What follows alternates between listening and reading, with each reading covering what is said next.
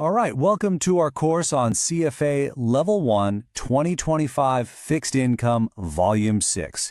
We are kicking things off with Module 01, Fixed Income Instrument Features. And let me tell you, understanding these core features is absolutely essential because they are the building blocks for literally everything else we're going to cover in fixed income. So let's start with a really big question. When a massive entity, say the U.S. government, that needs to fund its operations, or a corporate giant in India like Reliance Industries that's planning a huge expansion, when they need to borrow billions, not millions, but billions of dollars, they can't just walk into a bank and ask for a loan, right? So how do they do it? Well, the answer is they issue what's basically a highly sophisticated standardized IOU. We call it a fixed income security, but you probably know it simply as a bond. Think of it like this. It's a formal, tradable loan agreement between a borrower and a whole market full of investors. Okay, so let's really get into it. We're going to basically take a bond apart piece by piece to see all the moving parts and understand how it works. And we'll start with the most basic question of all. Who's actually doing the borrowing? So that borrower, in the world of finance, we call them the issuer. It's just the legal term for the company or the government that's borrowing the money.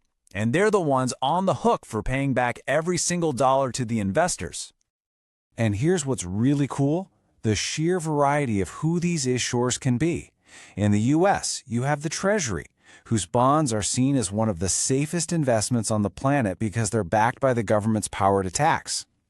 Over in India, the government issues GSECs, or government securities, often through auctions run by the RBI, to fund big public projects.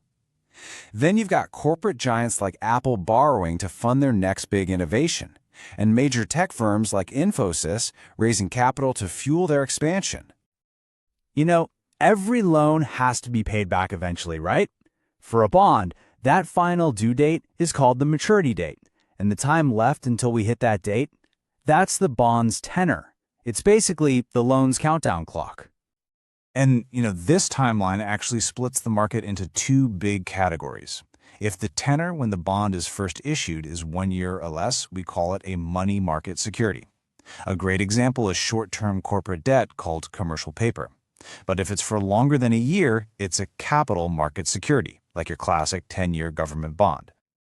Okay, let's talk about the actual loan amount. This is known as the principal. You'll also hear it called par value or face value. You could think of it as the big headline number on the loan.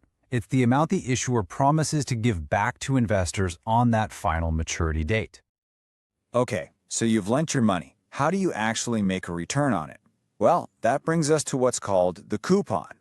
It's simply the regular interest payment that the person holding the bond receives from making the loan.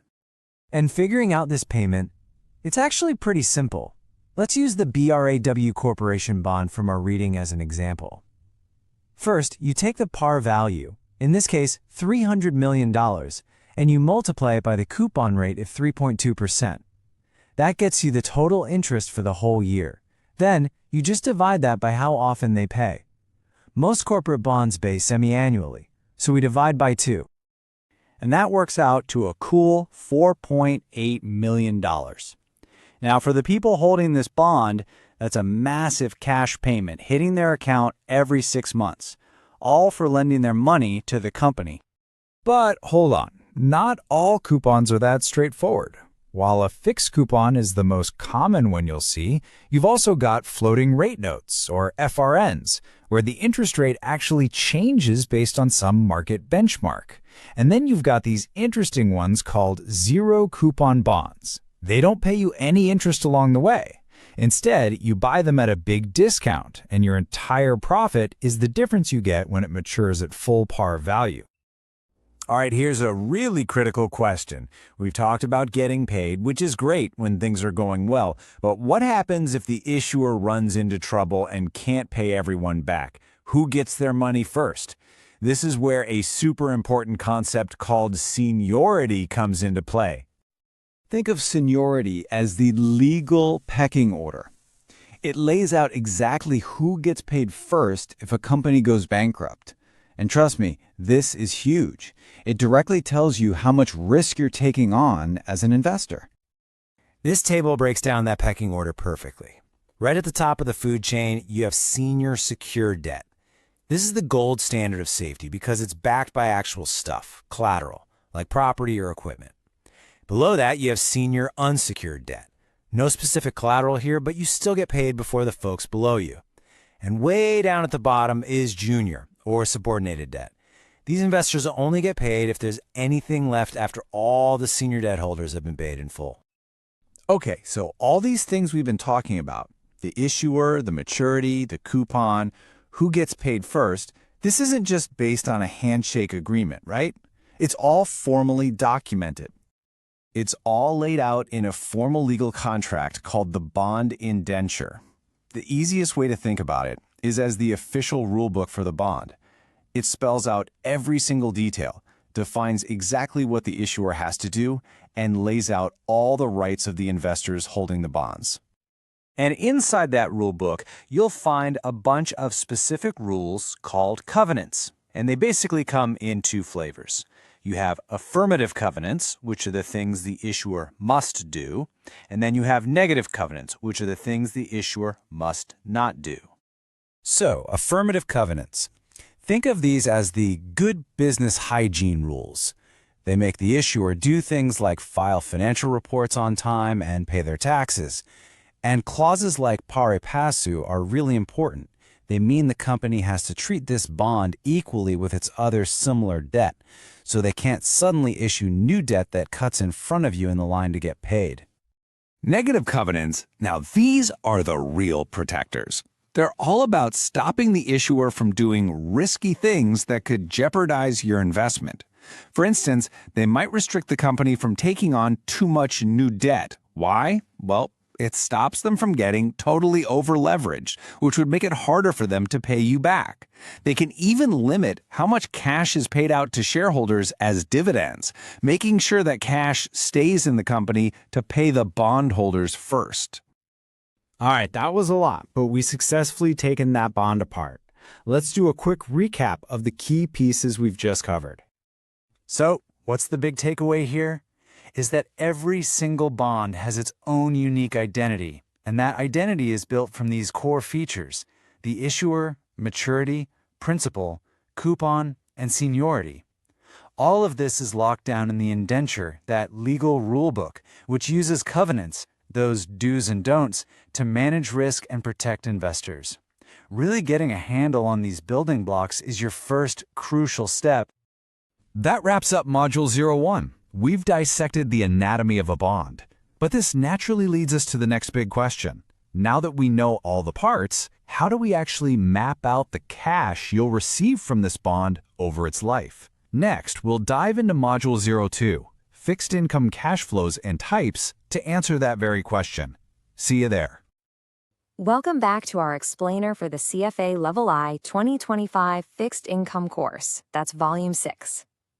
Today, we are digging into Module 02, where we're going to get into the nitty-gritty of a bond, its cash flows, and all the different types you'll encounter. You know, you'd think a bond is pretty straightforward, right? You lend some money, you get your interest payments, and then you get your money back. But as anyone who's been in the markets knows, the real story, the risk and the reward, is always buried in the details. And that's exactly what we're about to do. We're going to break down how all those little features in the fine print can completely flip the script on a bond's behavior, its risk, and its value, for both the issuer and for you, the investor. All right, first up, let's talk cash flows. We'll start with the most basic, plain vanilla bond, and then see how small changes to the payment structure create a whole world of different instruments. This is it, the classic vanilla bond. Think of this as our starting point, our baseline. You get these nice, steady, predictable coupon payments over the life of the bond. And then, at the very end, boom, you get all of your principal back in one big lump sum. That's the bullet payment. It's really the foundation for everything else we're going to discuss. Now, let's compare that bullet structure with something called an amortizing bond. Instead of that one big payment at the end, an amortizing bond pays you back your principal little by little over the entire life of the bond. So what's the catch? Well, it's a trade-off. For you, the investor, the credit risk is lower because the amount the issuer owes you is constantly shrinking. That's good. But you now have higher reinvestment risk because you're getting your money back sooner and you have to find a new place to invest it, whatever the interest rates might be at that time. Honestly, the best way to think about this is a home loan. It works exactly the same way, whether we're talking about a U.S. mortgage that gets packaged up by Fannie Mae or Freddie Mac, or a housing loan in India from a lender like HDFC. Every single payment you make has a little bit of interest and a little bit of principal in it, and the balance between those two shifts over time. And this table just illustrates that perfectly. Look at month 1. The payment is almost 2/3 interest. Now, fast forward all the way to the end, to the last few months, and that exact same payment is almost all principal. It's a fantastic visual of how amortization works in the real world. Of course, the fun doesn't stop there. Let's do a quick fire round on 4 other common structures. First, you've got floating rate notes, or FRNs. Their coupons aren't fixed. They move up and down with market rates, which is great for you if rates are rising. Second, step-up bonds are kind of similar, but the coupon increases on a fixed, predictable schedule. Third, we have index-linked bonds like U.S. TIPS or Indian inflation-indexed bonds, where the payments are tied directly to an inflation index to protect your purchasing power. And finally, the simplest of them all, zero-coupon bonds. No coupons at all. You just buy it at a deep discount to its face value and then get the full face value back at maturity. And because there are no coupons to worry about, they have zero reinvestment risk. Okay, now we're getting to the really interesting stuff, contingencies. You can just think of them as embedded options. These are special clauses that give either the issuer or the investor the right to change the bond's life if certain things happen. They're total game changers. So the 2 big ones you need to know are calls and puts. With a callable bond, the issuer holds all the power. If interest rates drop, they can call the bond back early and just issue a new one at a cheaper rate. It's great for them, but pretty risky for you as the investor.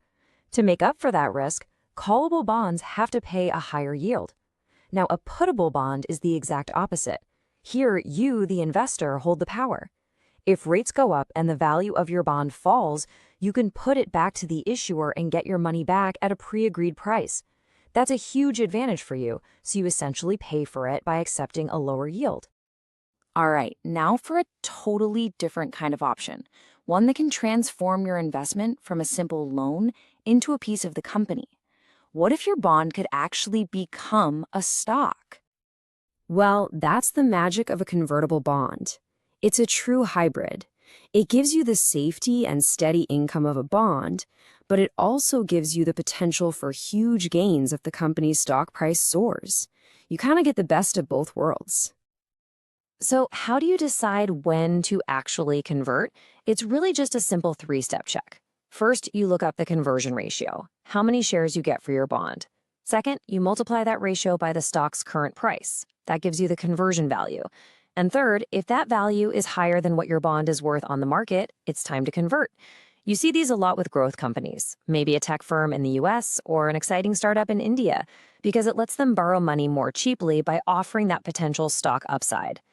So far, we've only talked about the features inside a bond. But now, let's zoom out a bit. Where a bond is issued and in what currency adds a whole new layer of classification and risk. It really boils down to 3 main categories. First, you have your domestic bond. Super simple. An Indian G-Sec, for example, is issued in India in Indian rupees. Then you have foreign bonds. This is when a company issues a bond in another country, in that country's currency. A famous example is Apple issuing a samurai bond in Japan, denominated in Japanese yen. And finally, there are euro bonds, which are issued outside the rules of any single country, usually in a major currency, like the US dollar. Think of a company like Reliance Industries selling a US dollar bond to investors all over the world, but outside of the US. Now, check out this number, 5.47%. That is the massive difference in borrowing cost for the exact same company, Pity Indonesia Infrastructure Finance, just based on the currency they borrowed in. Their local currency bonds yielded almost 7%, while their US dollar bonds yielded only 1.5%. This is a critical takeaway. Often, the currency of a bond has a way bigger impact on its yield than its legal home. And we can't wrap this up without talking about taxes, of course. For the most part, any interest you earn from a bond is taxed as ordinary income. But there are always special rules. For instance, bonds that are issued at a discount, we call them original issue discount or OID bonds, have very specific tax rules that can really change your overall return. Phew! Okay, that was a lot. We've gone from the simplest cash flow structures all the way to global market rules. Let's take a second and just nail down the most important points from all of that. Okay, here's what you really need to remember. First, cash flows are not one size fits all. There's a whole menu beyond the bullet bond.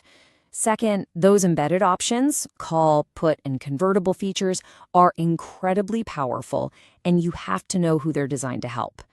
Third, the global context, the legal home, and currency really matters. But if you walk away with just one single thought, let it be this. For every single feature you see in a bond's description, always ask yourself, who does this benefit? If you can answer that question, you'll understand almost everything you need to know about that bond's risk and its price. And that's a wrap on Module 02. Next time, we're going to dive into Module 03, where we'll learn all about how bonds are actually issued and then traded in the markets. I'll see you there. Welcome back to our course on CFA Level 1 2025 Fixed Income Volume 6. Today, we are jumping right into Module 03, which is all about fixed income issuance and trading. We're going to cover how bonds get created and, how they're actually bought and sold out in the real world. All right, so here's our game plan. We'll start big by mapping out the whole fixed income universe. Then, we'll learn the language of risk by getting a handle on credit ratings. After that, we'll see how we even measure this massive market using bond indexes. And finally, we'll get to the action, how bonds are born in the primary markets and then traded in the secondary markets. Okay, first things first, let's talk about the fixed income universe. Look, to get a handle on any market, you've got to know who's playing the game, right? And here, it really just comes down to two main groups. You've got the issuers, who need to raise money, and you have the investors, who provide that money. Now, this is a really, really important point, and something you've got to get straight from the get-go, especially if you're coming from the equity world. Think about a big company you know. They usually have one type of common stock, right? Well, in the bond market, that same company can have tons of different bonds issued all at once. And to give you a real-world U.S. example, just think about a behemoth like Apple. At the end of 2021, get this, they had over 80 different types of bonds out there. Each one might have a different maturity date, a different interest rate, maybe even a different currency. It's a huge portfolio of debt, all while having just that single class of common stock. So these issuers, they pretty much get sorted into two big buckets based on how creditworthy they are. You've got your investment-grade folks. For an Indian context, think of a blue-chip powerhouse like Reliance Industries, stable, reliable, and can borrow money pretty cheaply. And then on the flip side, you have your high-yield issuers. These are often riskier companies, so they have to pay higher interest to convince people to lend to them. Okay. So you've got this whole universe of different issuers, right? How in the world are you supposed to compare them? How do you know who's risky and who's safe? Well, that's exactly where credit ratings come in. They're basically the universal language of risk for bonds. Yeah, the best way to think about a credit rating is like a report card for a company's finances. Big agencies like S&P and Moody's do a deep dive and give the issuer a simple letter grade. That grade is a quick and easy way for you, the investor, to see how likely it is you'll get your money back. Now lean in for this part, because this is huge. See that line between BBB and BB? That is the great divide in the bond world. Everything above it, from AAA down to BBB, is investment grade, the safer stuff. But the second you drop to BB or lower, you've crossed over into high yield territory. You'll hear people call it speculative or, let's be honest, junk bonds. That dividing line is crucial. All right, so we've got the market, we've got the players, we even have a rating system for risk. But how do we track how this massive market is doing overall? I mean, stock markets have the S&P 500 or the Nifty 50, right? Well, the bond world has its own answer: bond indexes. But, and this is a big but, you can't think about bond indexes the same way you think about stock indexes. They are a totally different animal. For starters, they are way bigger, with thousands of bonds included. They also change constantly because bonds are always maturing. And maybe the most interesting part, they're weighted by who has the most debt, so the biggest borrowers, like governments, have the most influence. Okay, we've laid the groundwork, we know the players, the ratings, the benchmarks. Now for the fun part. Let's get into the actual mechanics. How does a bond even get created? It all starts in what we call the primary market. This is where the action begins. The primary market is that moment when an issuer, whether it's a company or a government, goes straight to investors to sell a brand new bond. It's the perfect parallel to an IPO in the stock market. This is where the new stuff is born. And you know what's really wild? For a big, well-known company, this whole process can happen at lightning speed. I mean, look at this timeline. A multi-billion-dollar deal can be announced at breakfast, and the whole thing is done and dusted by the afternoon. It's an incredibly well-oiled machine. And this isn't just a corporate thing. We see it happening constantly with governments. In the US, you have the Treasury holding these regular auctions to sell all sorts of new debt. And for our Indian context, it's the exact same idea. The Reserve Bank of India, the RBI, holds auctions for new government securities, or GSECs as you'll hear them called, to fund all kinds of government projects. So, a bond is born in the primary market. Great. What happens next? Does it just sit there? No way. It enters the next phase of its life in the secondary market. This is where investors buy and sell existing bonds from each other. Now here's another key difference from stocks. Most stocks trade on a big central exchange, right? Like the NYSE or the BSE in India. Bonds, totally different. The vast majority trade over the counter, OTC. Think of it less like a central marketplace and more like a huge interconnected network of dealers. And in a world like that, one word becomes king: liquidity. And man, does liquidity vary. It's not even close to being the same for all bonds. Let's take a U.S. example. The newest U.S. Treasury bond, what they call the on-the-run Treasury, that thing is one of the most liquid assets on planet Earth. Now, let's hop over to an Indian context.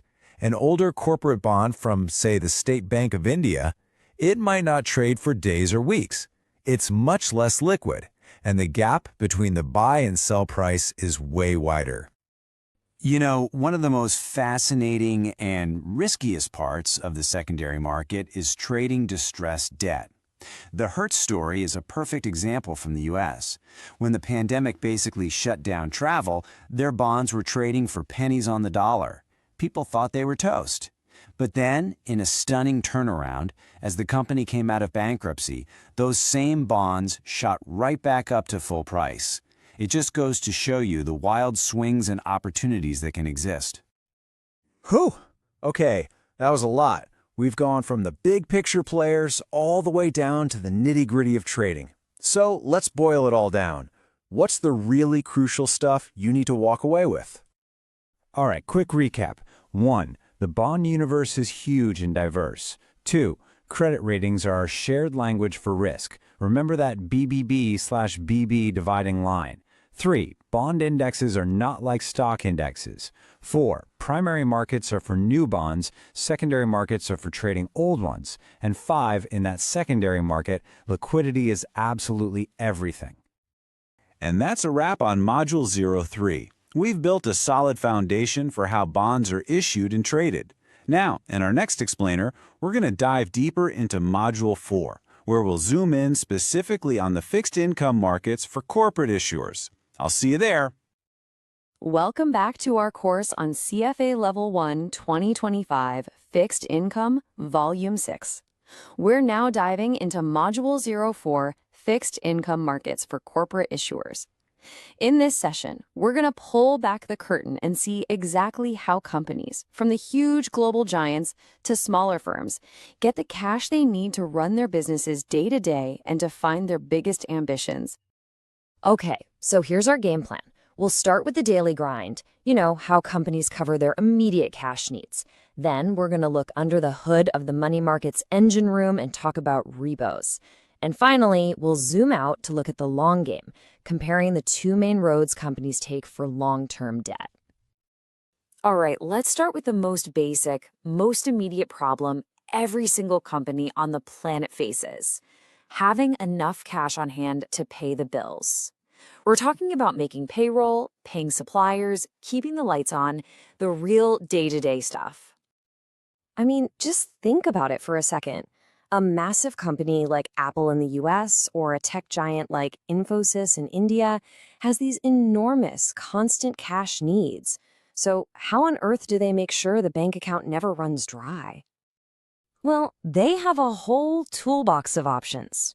Of course, they're the usual suspects: different kinds of bank lines of credit and secured loans where they put up assets as collateral.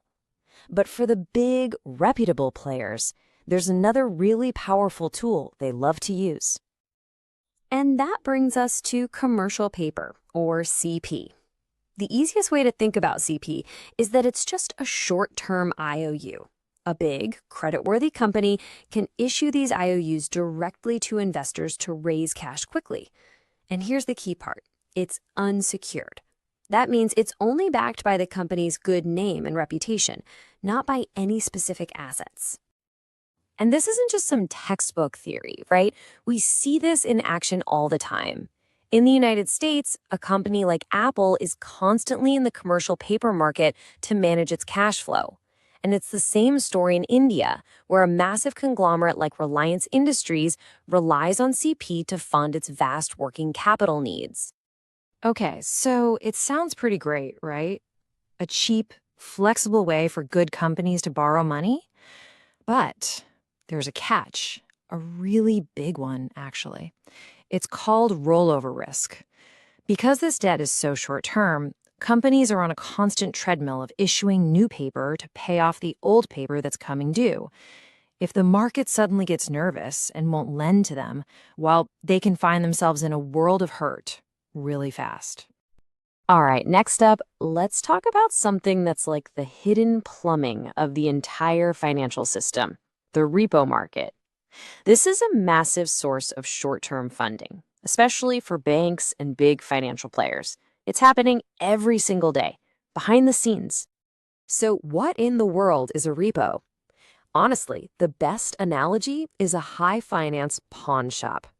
A bank that needs cash for, say, 24 hours, can take a super high-quality asset, like a government bond, and sell it to another firm. But it's not a real sale. It comes with a promise to buy that exact same bond back the next day for a tiny bit more money. It's a short-term loan, and the bond is the collateral. It sounds complicated, but every repo deal is just a simple two-step dance. Step 1, the first leg. Today, I give you my security, you give me cash. Step 2, the second leg. Tomorrow, I give you your cash back, plus a little extra for interest, and you give me my security back. That little extra bit of cash, that's the interest, and we call it the repo rate. And I know what you're thinking: oh no, a formula. But trust me, this one is super intuitive. All it's really doing is taking the amount of money you borrowed, the purchase price, and adding the interest you owe. It's just principal plus interest, calculated for the exact number of days you borrowed the cash. So let's put some real numbers to this. Let's say a firm borrows $100 million for a month at 0.25% interest. The total interest they pay back is just over $20,000. For borrowing $100 million, that just shows you how incredibly efficient and low cost this funding source can be. Now, this market is such a big deal, it's not just for banks borrowing from each other. The central banks, the big kahunas, use it as their primary tool to manage the whole economy. In the US, the Federal Reserve jumps into the repo market to tweak interest rates.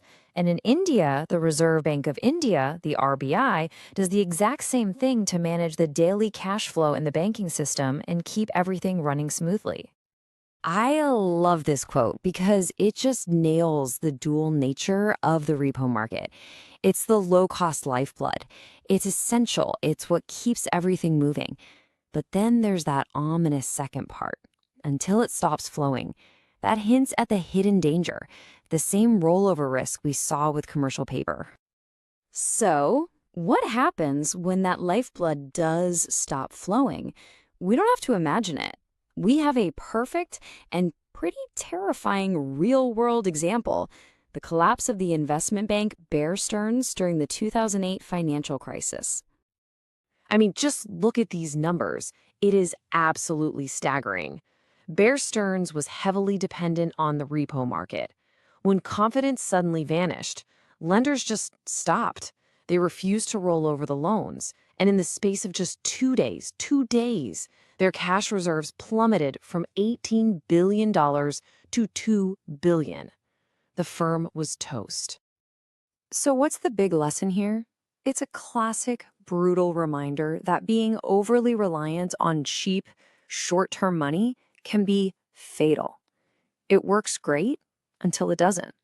And when confidence disappears, your funding can evaporate overnight. All right, let's zoom out. We've talked about keeping the lights on day to day. But what about the long game? How do companies fund massive projects, build new factories, or acquire other companies? That's where long-term debt comes in. And here, the corporate bond market is basically split into two different worlds. On one side, you have the world of investment-grade bonds, or IG. Think of this as the safe, well-established neighborhood. These are bonds from stable, low-risk companies. On the other side, you have high-yield, or HY bonds, what people sometimes call junk bonds. This is the riskier part of town, issued by companies with more uncertainty. But for investors, higher risk can mean much higher potential returns. And this table just lays out the differences so clearly. Look at credit quality. That's the big dividing line. IG bonds, like from Apple in the US or HDFC Bank in India, have really predictable bond-like cash flows. For HY bonds, the cash flows are much more uncertain, almost like owning stock. And because of that risk, investors in HY bonds demand way more rules and restrictions, what we call covenants, to protect their money. Now here's a really interesting character you'll find in this market, the fallen angel. This is a bond that used to be investment grade, but the company ran into trouble and got its credit rating cut down to high yield. What's so unique is that it still has the old, looser covenants from its IG days, which makes it a very different beast from a typical HY bond. So let's do a quick recap of Module 4. We saw how companies use tools like commercial paper for their short-term cash needs, but have to watch out for rollover risk.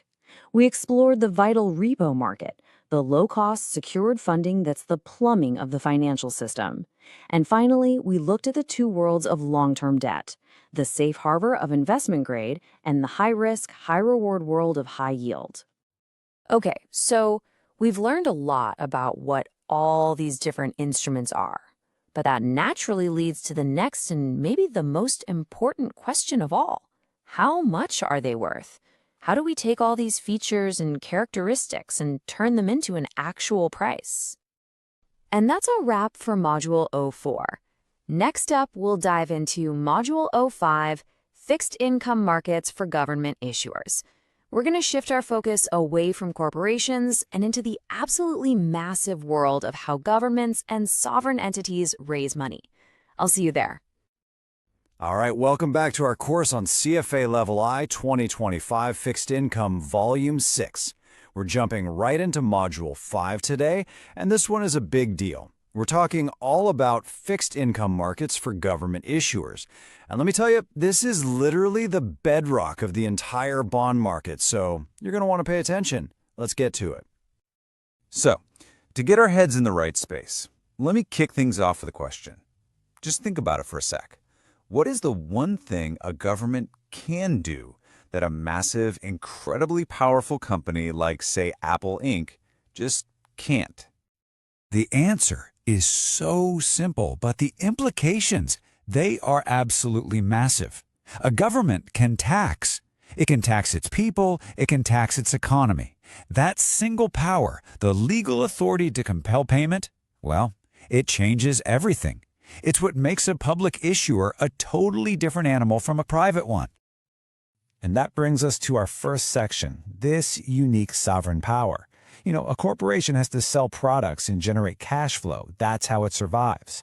But a government's ability to borrow is backed by something way more fundamental, its claim on all the future economic activity inside its borders. And that leads us right to the formal definition of a sovereign issuer. See, unlike a company that needs to sell iPhones to pay back its debt, a sovereign issuer uses future tax revenues. This creates this kind of unique economic balance sheet, where the most important asset isn't a factory or a patent, but the right to tax. Okay, so if the way governments are funded is so different, it only makes sense that the way they actually issue debt is different too. I mean, how do they sell literally trillions of dollars in bonds without just calling up an investment bank like a regular corporation? And here is the core difference. When a company like Tesla wants to issue bonds, it's usually opportunistic. They wait for market conditions to be just right, and they hire underwriters to manage the whole deal. Governments, on the other hand, care about one thing above all: predictability. So they use regularly scheduled public auctions, run by their own team at the Treasury or Finance Ministry. Now, within those auctions, you've basically got two main flavors. First up is the multiple price auction.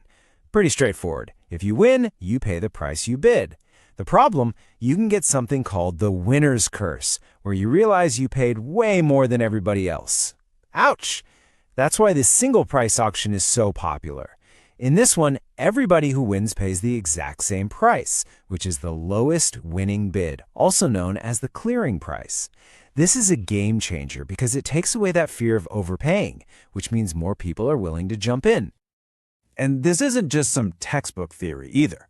Let's look at a great real-world example from India. Back in 2021, the Reserve Bank of India, the RBI, was running into a bit of trouble.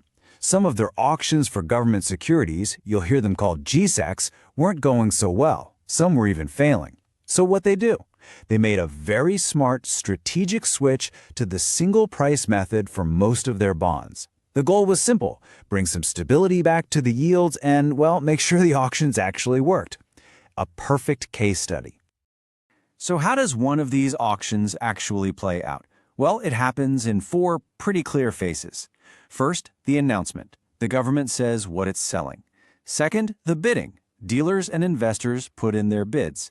These can be competitive, where you name your price, or non-competitive, where you basically say, I'll take it at whatever the final price is. Third is allotment. All those non-competitive bids get filled first, then the competitive ones are stacked up to find that single clearing price. And finally, settlement. The bonds go one way, the cash goes the other. Done. Okay. So governments have the power to tax, and they have this really predictable way to issue debt. Sounds super safe, right? Well, yes and no. You see, the word sovereign is not some magic wand that makes all risk disappear. And this is where we really have to draw a line between developed and emerging markets. A developed market issuer, like the US, has this massive, stable, diversified economy. And, this is the critical part, it issues debt in the world's #1 reserve currency, the US dollar. That makes its debt basically default risk-free. But an emerging market issuer, even one with super high growth, might have a less stable economy and can face huge currency risk, especially if it borrows in foreign currency. If you need a stark reminder that being a sovereign is no guarantee against failure, you just have to look at Sri Lanka in 2022. The country defaulted. not because it's suddenly lost the power to tax, but because a perfect storm of economic collapse, a crisis in tourism, and huge foreign currency debts made it totally impossible to keep up with its payments. And this chart really tells the story. Look at that. Almost half of Sri Lanka's external debt was what we call market debt. These are bonds held by private international investors. So when the country's ability to earn foreign currency just fell off a cliff, it simply couldn't get the dollars it needed to pay back these foreign creditors. So we know about national governments, but they're not the only ones in the game. The public issuer universe is more like a big family, with everyone from your local city government to huge global organizations, and they each have their own unique characteristics. First up, you have your non-sovereign governments. Think states, provinces, cities. In the U.S., the market for these is huge. They're called municipal bonds, or munis. An issuer like the state of California might sell general obligation bonds, which are backed by its overall taxing power. Or it could issue revenue bonds to fund something specific, like a new bridge, where the tolls from that bridge are what actually pay back the bondholders. Next, we have these interesting quasi-government entities. They kind of blur the line between a government department and a private company. They're agencies set up for a specific public purpose. The classic U.S. example here is Ginnie Mae. It guarantees mortgage-backed securities.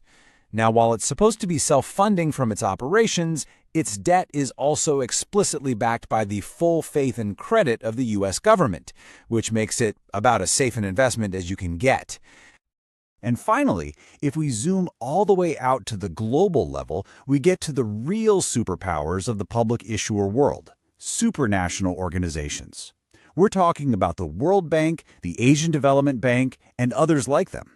They are created and backed by many different powerful countries, which gives them the highest credit quality imaginable. This lets them borrow money incredibly cheaply to fund important development projects all over the world. So we've covered who these issuers are and how they borrow money, but why does any of this really matter to you? Well, as we're about to see in this last section, it's because sovereign debt is, and I mean this quite literally, the bedrock of our entire modern financial system. Government securities play 4 absolutely essential roles. First, the yield on something like the 10-year U.S. Treasury sets the global risk-free rate.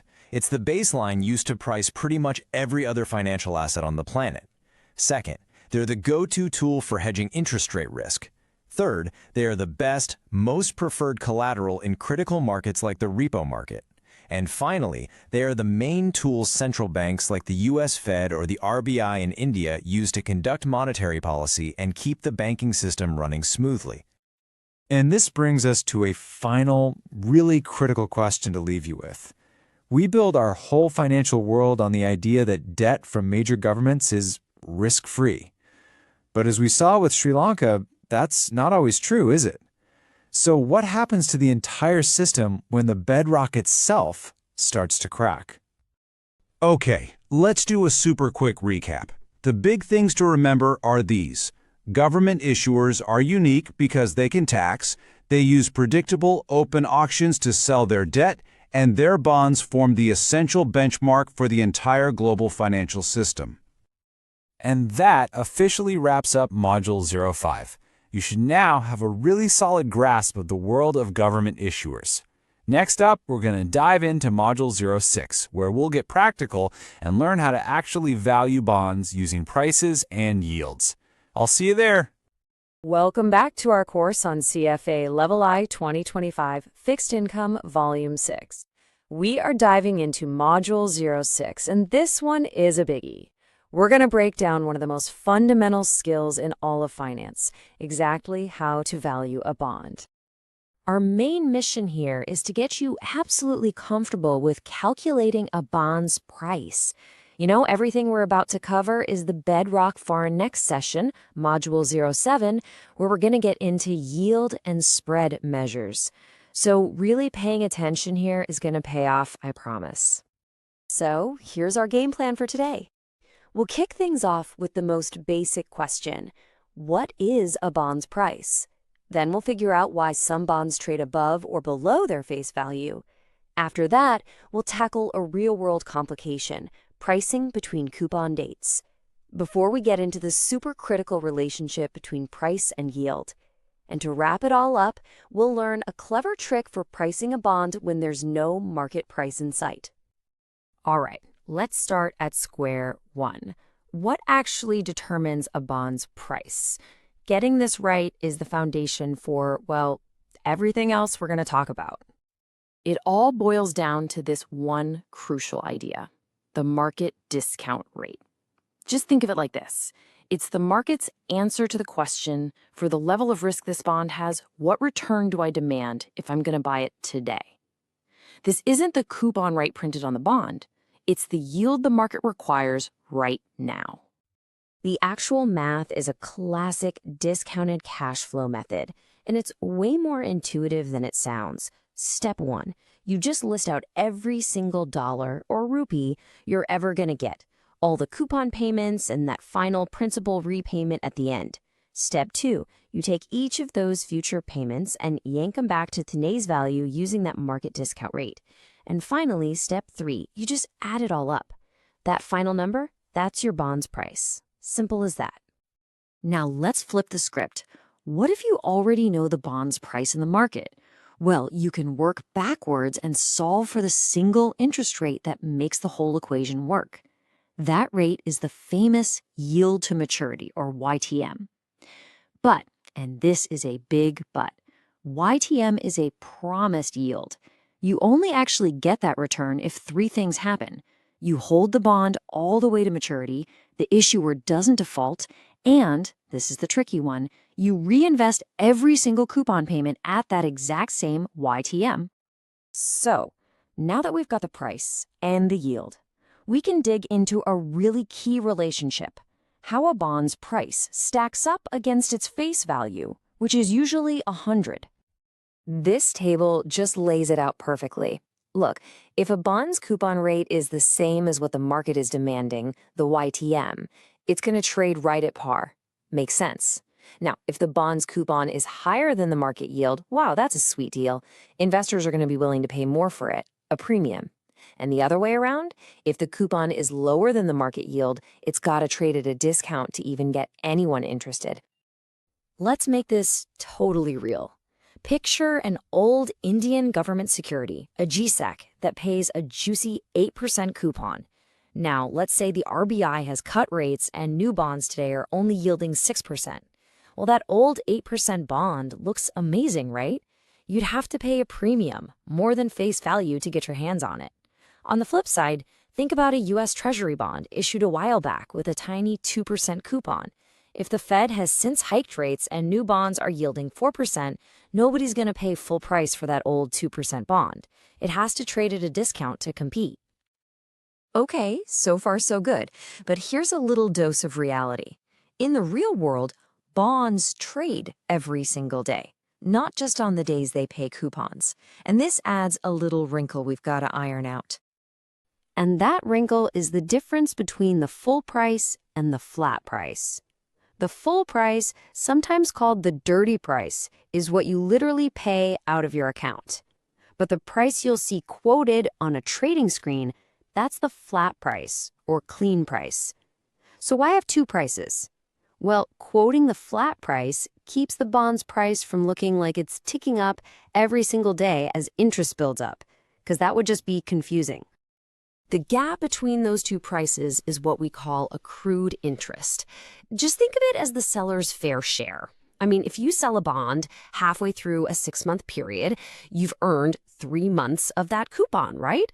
The buyer is going to get the full payment, so they have to pay you for your portion when they buy the bond. It's that simple. The full price is just the flat price plus that accrued interest. Okay, let's move on to one of the most important relationships in all of fixed income. I call it the price-yield dance. It's this dynamic, constant interplay between a bond's price and its yield. The number one golden rule of this dance is the inverse relationship. It's a seesaw, plain and simple. When market interest rates, the yields go up, the price of existing bonds goes down. And when yields go down, the price of existing bonds goes up. They always move in opposite directions. Always. But not all seesaws are built the same. Some are way more sensitive than others. Two things really drive this. First, the coupon effect. Bonds with lower coupons are more sensitive. Why? Because more of your total return is packed into that final principal payment way out in the future. Second, the maturity effect. The longer you have to wait to get your principal back, the more a change in interest rates is going to hurt or help its present value. So longer maturity bonds are definitely more sensitive. Now, you might think this price-yield relationship is a perfect straight line, but it's not. It's actually curved. And this curve, called convexity, creates a really cool effect for bondholders. Just look at the chart. A 1% drop in yield pushes the price up by 3.75%, but a 1% rise in yield only pushes the price down by 3.59%. See that? For the same change in rates, your gain is bigger than your loss. This is called positive convexity, and it's an absolutely fantastic feature to have on your side.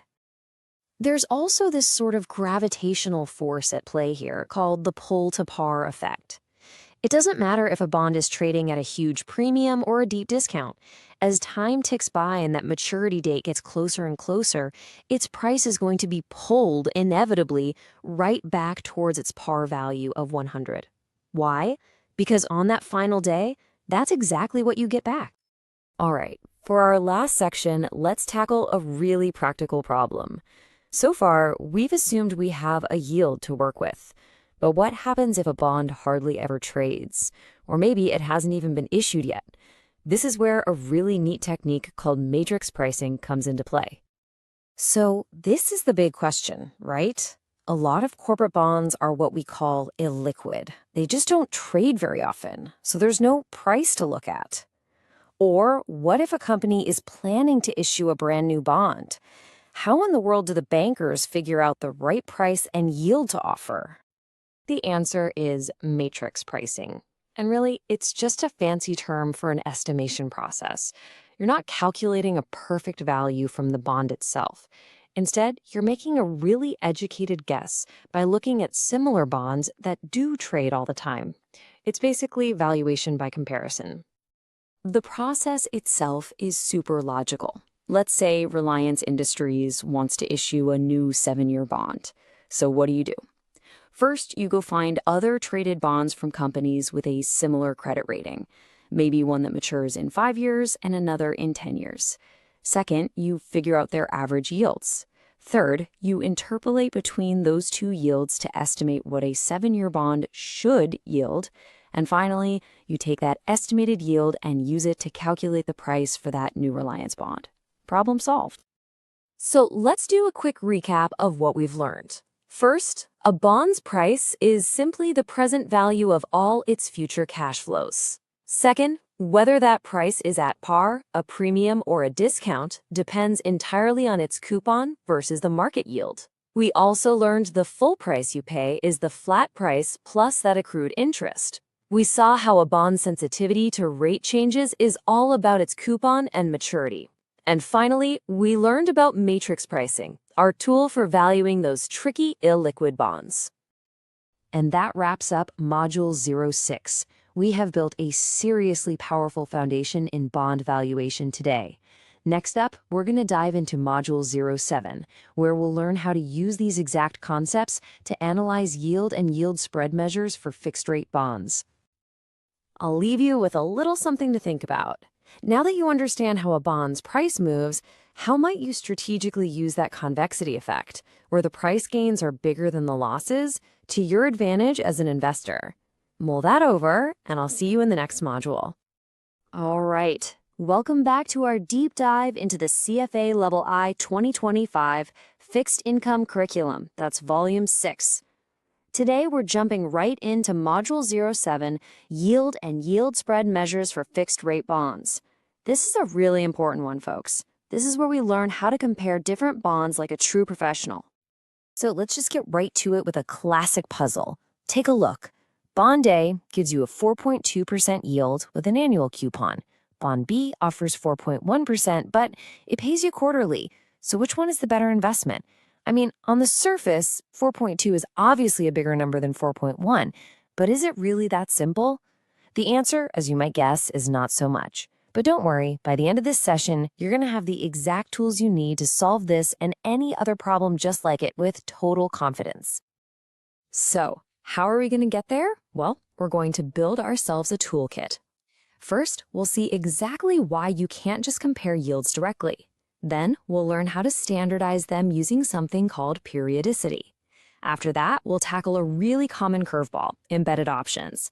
And finally, we'll figure out how to uncover a bond's true value by looking at its yield spread. So, let's get into it.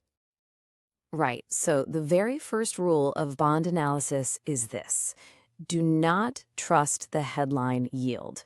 A U.S. corporate bond that pays you quarterly and an Indian government bond that pays semi-annually, well, they're just apples and oranges. And why is that? It's because things like different compounding frequencies and, this is a big one, hidden features like call options can completely change the actual return you end up with. So, to make a fair comparison, what we need is a common ground. And our first tool for doing that is something called periodicity. Honestly, the best way to think about it is like converting currencies. You wouldn't compare $100 to 100 Indian rupees just by looking at the number 100, right? Of course not. You convert them to a single currency first. We have to do the exact same thing with bond yields. So what exactly is periodicity? Well, it's just the number of times a bond's interest compounds in a single year. Usually, it just matches how often you get a coupon payment. But here's the key takeaway. Compounding more often at a lower rate can be just as good, sometimes even better, than compounding less often at a higher rate. It's all about the power of reinvesting those payments. And the slide illustrates that point perfectly. Look, a 5% annual rate isn't always a 5% return. If you get that 5% in one big payment at the end of the year, fine, your effective rate is 5%. But if you get that same 5% paid out in quarterly chunks, and you can reinvest those little payments, the magic of compounding kicks in, and your actual effective annual rate jumps to almost 5.1%. That more frequent compounding really makes a difference. Okay, now here's the formula we use to do the conversion, but please don't get intimidated by the math. The idea behind it is actually really simple. That thing on the left, that's just the growth factor for the bond you have. The one on the right, that's the growth factor for the bond you want to compare it to. All we do is set them equal and solve for the unknown rate. It's basically just asking, hey, what annual rate, compounded differently, would give me the exact same result? Let's look at a real-world example to lock this in. Imagine we're trying to compare a U.S. corporate bond from a giant like Apple, which pays quarterly, to a standard Indian government security, a GSEC, that pays semi-annually. Now, the Apple bond's stated yield is a bit higher, but to compare them fairly, we have to convert it to the same semi-annual basis as the GSEC. And when we do that, look, its effective yield actually jumps even higher to 4.574%. Now, finally, we have a true apples-to-apples comparison. Okay, so we've got periodicity down, but what about the next wrinkle? Some bonds have what we call embedded options. The most common one is a call feature, which basically gives the company that issued the bond the right to buy it back from you before its maturity date. And, as you can imagine, that creates a whole lot of uncertainty. And this leads us to a really critical question. If there's a good chance the bond won't even exist until its supposed maturity date, is the yield to maturity, or YTM, a reliable way to measure your return? The answer, pretty clearly, is no. We need a different tool for this job. And that tool is the yield to call, or YTC. So instead of calculating the yield assuming the bond lasts forever, we calculate a separate yield for every single date the issuer is allowed to call it back. It's the same mathy, we just swap out the maturity date for the call date and the par value for the call price. Let's make this crystal clear with the Vivo Inc. bond from our curriculum. It's a 7-year note, but here's the catch. It becomes callable after year 3, and the call price changes each year after that. What this means is, as an investor, you're facing a few different possible outcomes. Okay, so possibility number 1. Vivo calls the bond at the very first opportunity after 3 years. In that case, your yield would be 5.15%. What if they wait another year? If they call it then, your yield actually goes up a bit to 5.25%. And the final scenario, what if they just never call it at all? If the bond runs all the way to maturity, your yield would be the highest at 5.37%. So you've got all these potential yields. Which one should you actually pay attention to? Well, a smart, conservative investor always looks at the yield to worst, or YTW. And it's exactly what it sounds like. It's the absolute lowest possible yield you could get out of all those scenarios. For our V2 bond, that's the 5.15% yield to first call. That is the number you should be using for your analysis. And this isn't just some textbook exercise. It doesn't matter if you're looking at a corporate bond from a huge U.S. bank like JP Morgan, or maybe a non-convertible debenture, an NCD from an Indian infrastructure giant like Larsen & Toubro. If there's a call feature, your analysis has to focus on the yield to worst. It's a universal rule for managing call risk. Okay, we've got it. We've standardized for periodicity, we've accounted for call risk. Our final tool helps us understand why a bond offers the yield that it does. And we do this by analyzing yield spreads. A spread just measures that extra return, that premium that you're earning for taking on risks above and beyond the basic risk-free rate in the economy. This chart shows a really powerful idea. Any bond's yield can basically be broken down into 2 main parts. The first chunk is the benchmark rate, which is usually a government bond yield. This part reflects the big picture, macroeconomic stuff, like inflation and economic growth. The second part, the slice we really care about as analysts, is the yield spread. This captures all the risks specific to that issuer, their credit quality, how easily you can sell the bond, and so on. Now, there are a few different types of spreads that analysts use. The G spread measures the premium over a government bond. The I spread measures it over a benchmark swap rate. You see that a lot in Europe. And then there's the Z spread, which is a much more precise measure we'll get to in a second. Each one uses a different benchmark, so each one tells a slightly different story. Let's see how this actually works. Say we're looking at a bond from the State Bank of India, or SBI, and it has a 7-year maturity.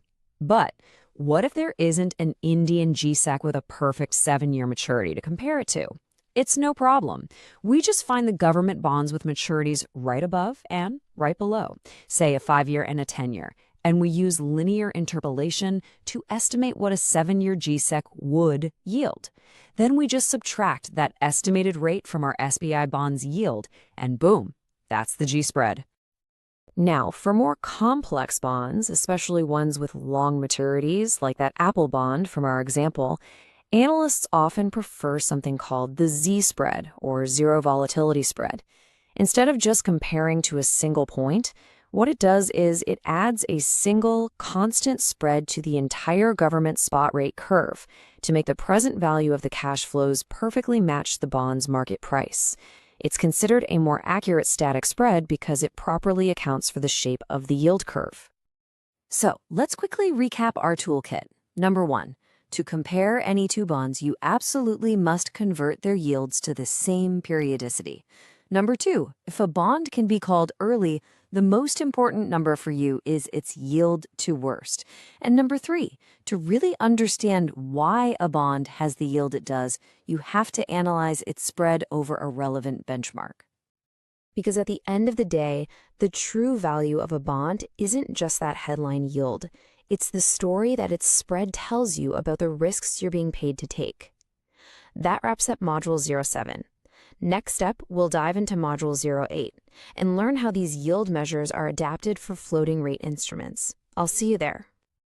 Hello and welcome back. Today, we're jumping into a really dynamic part of the fixed income world, one that's all about valuing investments that are constantly on the move.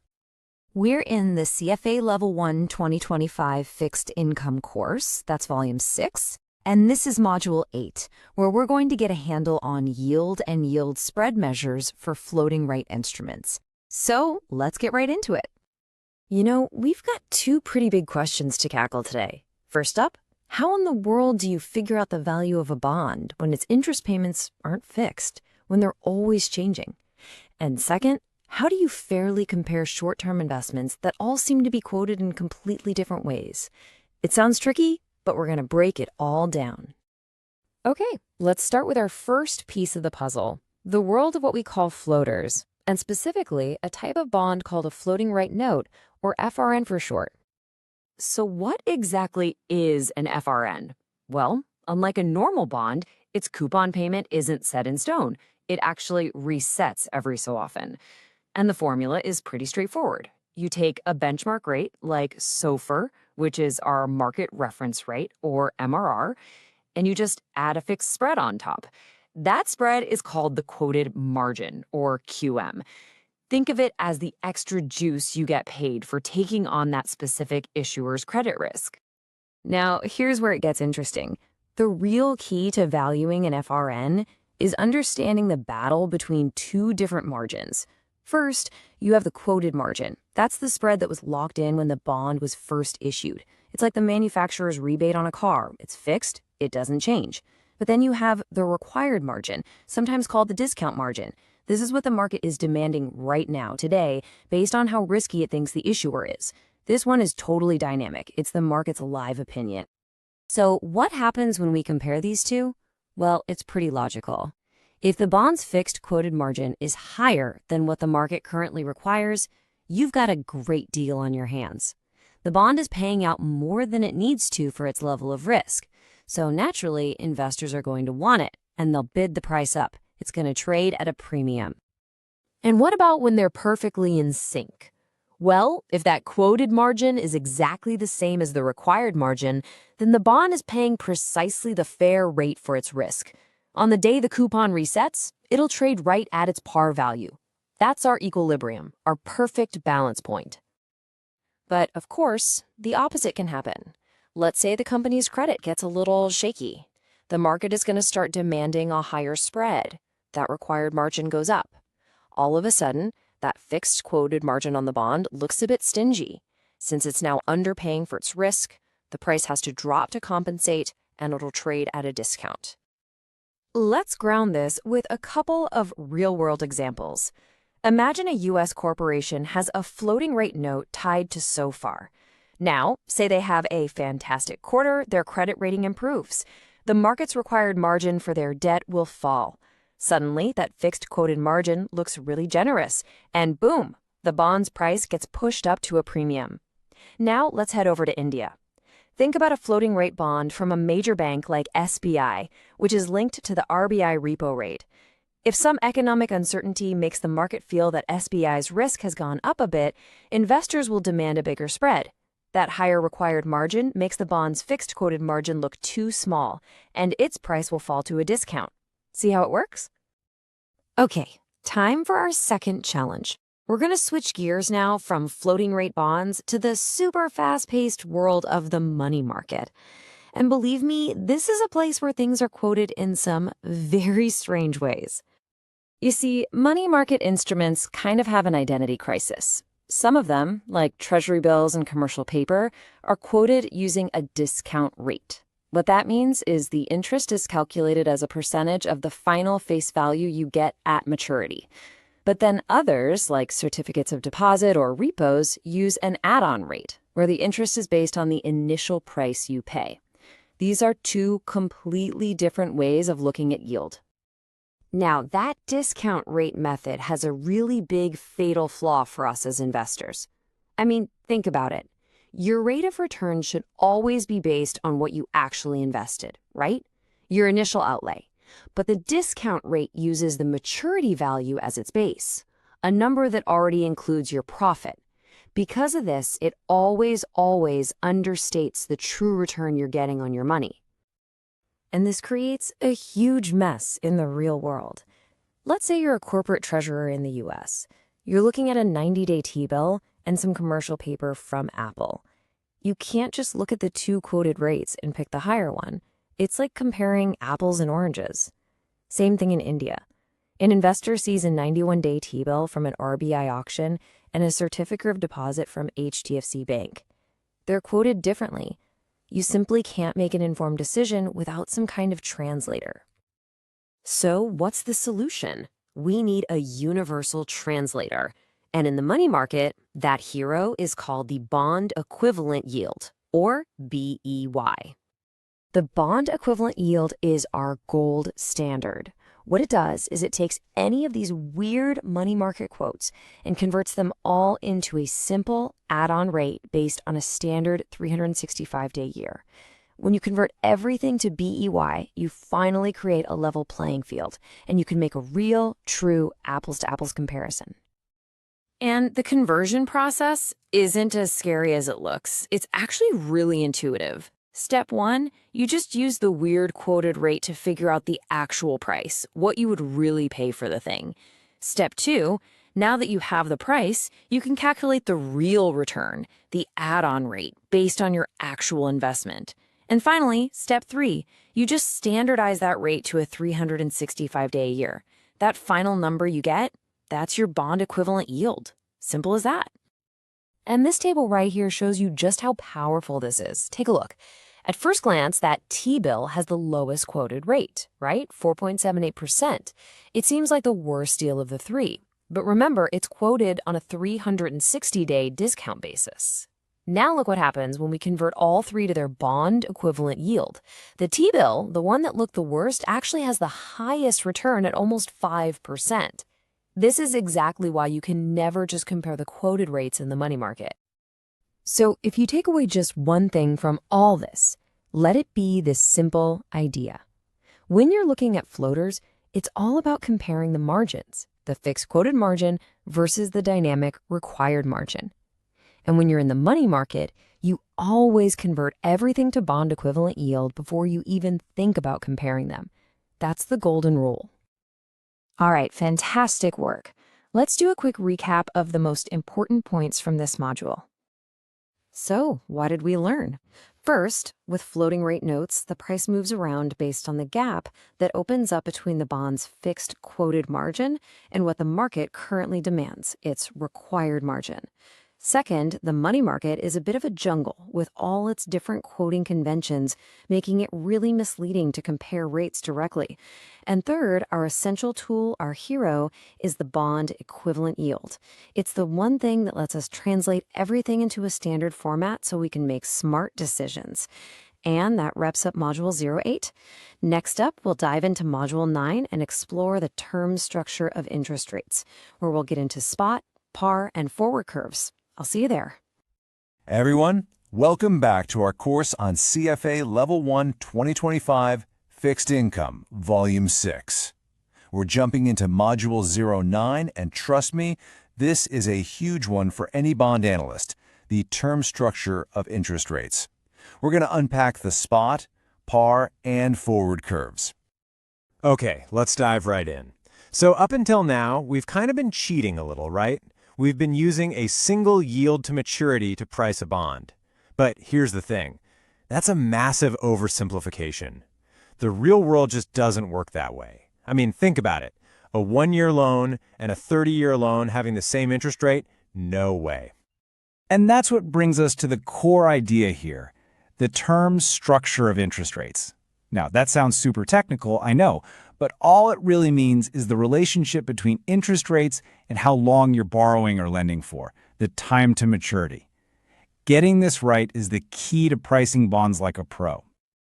Okay, so to get pricing right, we have to start at the very beginning with the most pure, basic interest rates we can find, and those are called spot rates. I want you to think of them as the atoms, the fundamental building blocks for everything else we're going to build. So what exactly is a spot rate? Well, it's the discount rate for a single lump sum payment you'll receive at some specific point in the future. The key here is that it's based on a zero coupon bond. That means no pesky coupon payments getting in the way and muddying the waters. It's just the pure, unadulterated time value of money for that one specific maturity. And this is where theory meets reality, which I think is fascinating. See, in an ideal world, like in the US market, you have something called treasury strips. These are literally zero coupon bonds created by the government. So you can just look at their yields and boof, there's your spot curve. It's directly observable. But in a lot of other places, India being a great example, there isn't a deep liquid market for government zero coupon bonds. So what do?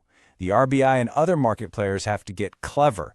They take regular coupon-paying government securities, or GSECs, and use a bit of math to construct what's called a zero coupon yield curve.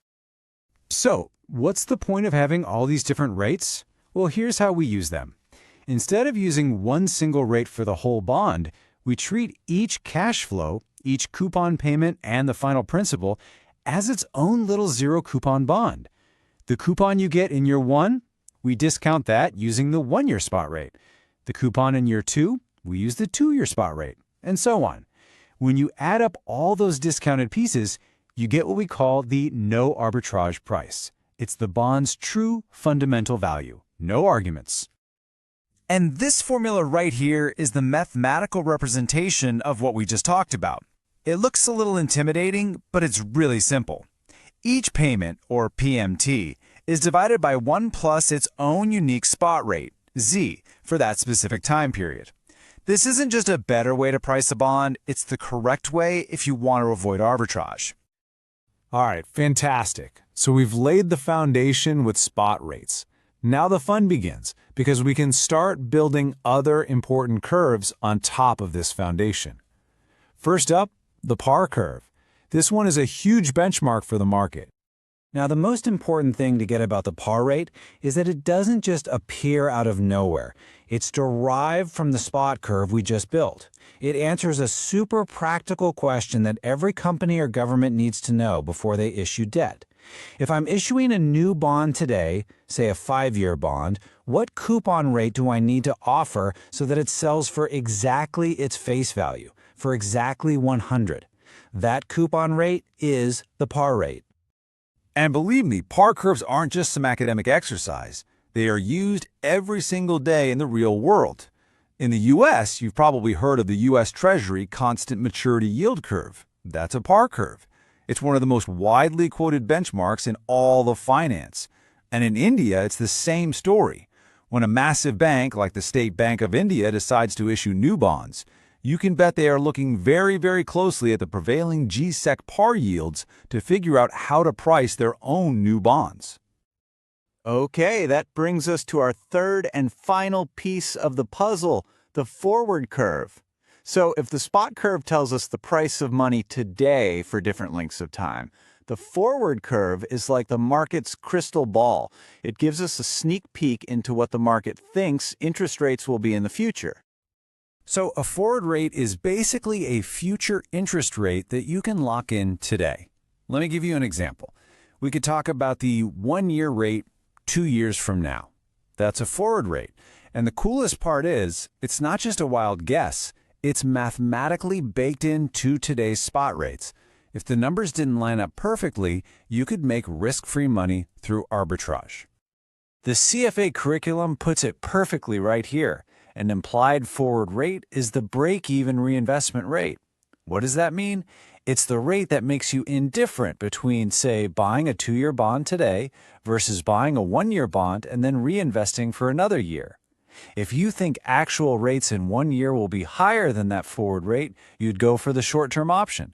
If you think they'll be lower, you'd lock in the 2-year rate today. And this is where all this theory gets really practical.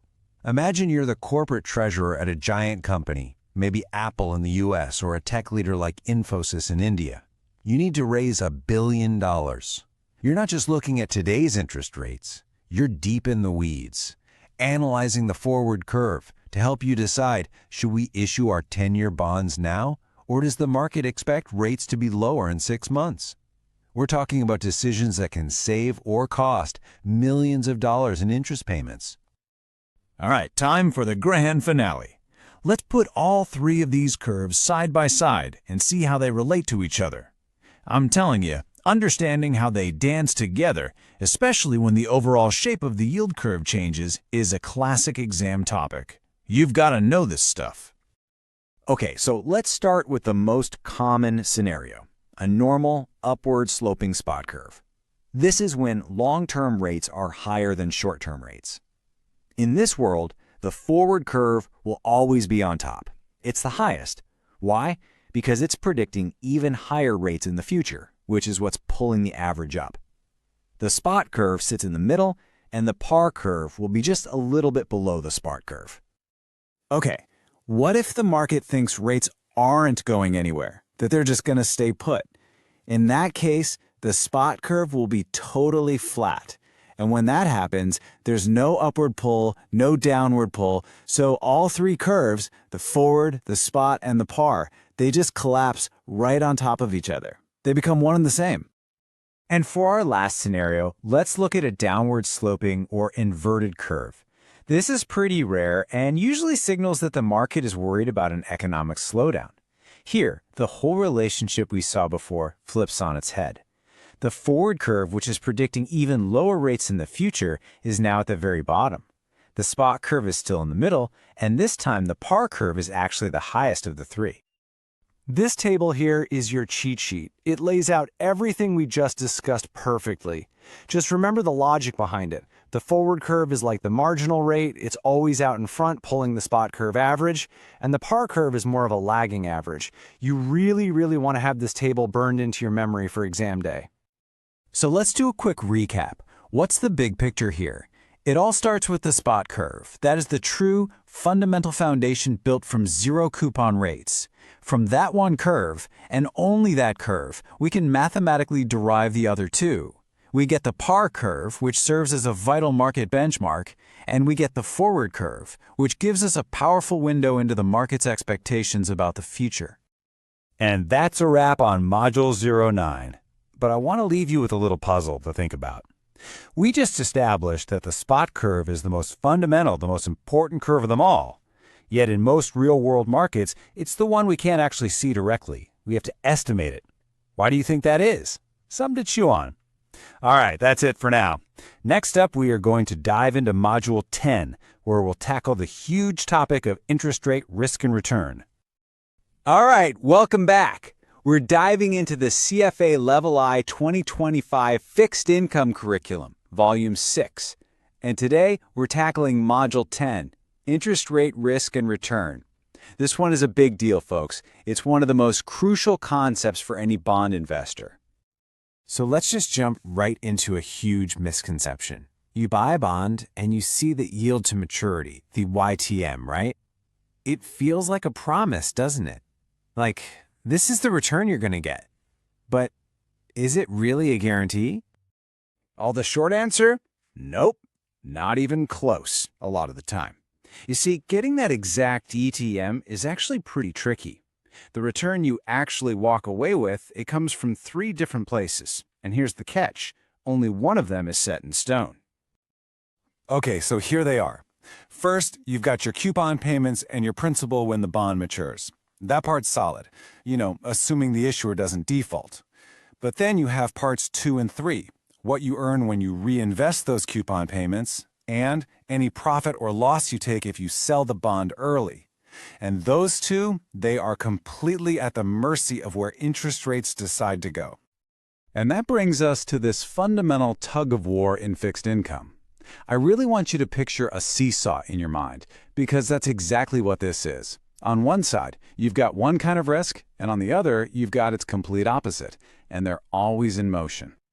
So on one side of our seesaw, we've got price risk. This is the big one. If interest rates in the market go up, the price of your older, lower rate bond goes down. Simple as that. But on the other side of the seesaw, there's reinvestment risk. If interest rates go down, every coupon you get has to be reinvested at those new, lower rates, so you're earning less and less income over time. See how they work against each other? Okay, let's walk through a scenario. Say interest rates rise. What happens? Well, the seesaw tilts. The market price of your bond drops, which is really bad news if you were planning to sell it. But, and this is a big but, every single coupon payment you receive from now on can be put back to work at a much higher interest rate. That boosts your total return in the long run. And what if rates go the other way? What if they fall?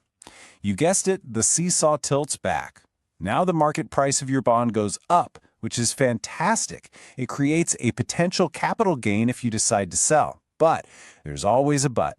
Now your reinvested coupons are earning peanuts, which really drags down your overall income over the life of the bond. Okay, theory is great, but let's make this real. We're going to follow a little story, a tale of 3 investors. They all buy the exact same 10-year bond with a 6.2% coupon. The only thing that's different is how long they plan to hold it, their investment horizon. All right, meet our investors. First, we have the Viswan Family Office, or VFO. They're in it for the long haul, a classic buy and hold 10-year strategy. Next up is Bay White Financial. They're more of a short-term player, planning to sell after just 4 years. And finally, we have High Test Capital, who are splitting the difference with an 8-year horizon. And here's where it gets interesting. Right after they all buy their bonds, bam, market interest rates jump up by a full 1%, going from 6.2% to 7.2%. So, how does this mess with their final returns? Who wins and who loses here? The answer is not what you'd expect. All right, the results are in. And remember, every one of them bought this bond expecting to make 6.2%. But that sudden rate hike threw a wrench in the works. Let's see how they each made out. Wow, just look at this. It's all over the place. Bay White, our short-term seller, got absolutely crushed by price risk. They only made 5.28%. On the flip side, VFO, the long-term holder, actually did better than expected, earning 6.43% because they benefited from reinvesting at higher rates. But the real mystery here is High Test Capital. They ended up with 6.24%, which is almost exactly the original YTM. How on earth did that happen? Yeah, this wasn't just a fluke. High Test Capital didn't get lucky. What they did, without even trying, was find the bond's perfect balance point, the exact spot where that interest rate seesaw was perfectly level. And this leads us to the single most important concept in this module, Macaulay duration. Now, the technical definition is the weighted average time to receive a bond's cash flows. But think of it like this. It's the bond's true economic center of gravity. And here's its superpower. Macaulay duration is the one specific investment horizon where the sting from price risk is perfectly canceled out by the bonus from higher reinvestment income. And for our bond, the Macaulay duration was calculated to be 7.74 years. Look at that! High Test Capital's 8-year horizon was incredibly close to that number. That's why their return was almost completely immune to that big interest rate shock.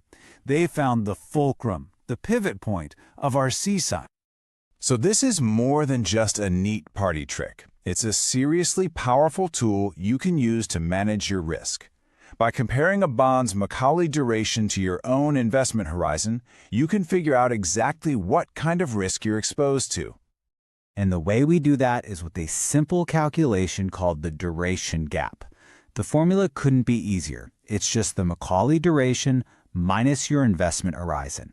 That one little number tells you which side of the seesaw you're sitting on. So here's how to read it. If your gap is positive, meaning your horizon is shorter than the duration, just like Bay White, you're dominated by price risk. Rising rates are your enemy. If the gap is negative, your horizon is longer than the duration, like VFO, reinvestment risk is your biggest problem. You should be worried about rates falling. And if that gap is close to zero, like it was for High Test, you're pretty much hedged. You're balanced. Let's put this into practice. Picture this. The Reserve Bank of India announces an unexpected rate hike to fight inflation. What happens?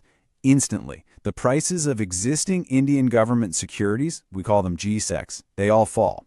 Now, a mutual fund that trades these bonds frequently with a short horizon has a positive duration gap. They're going to take a hit.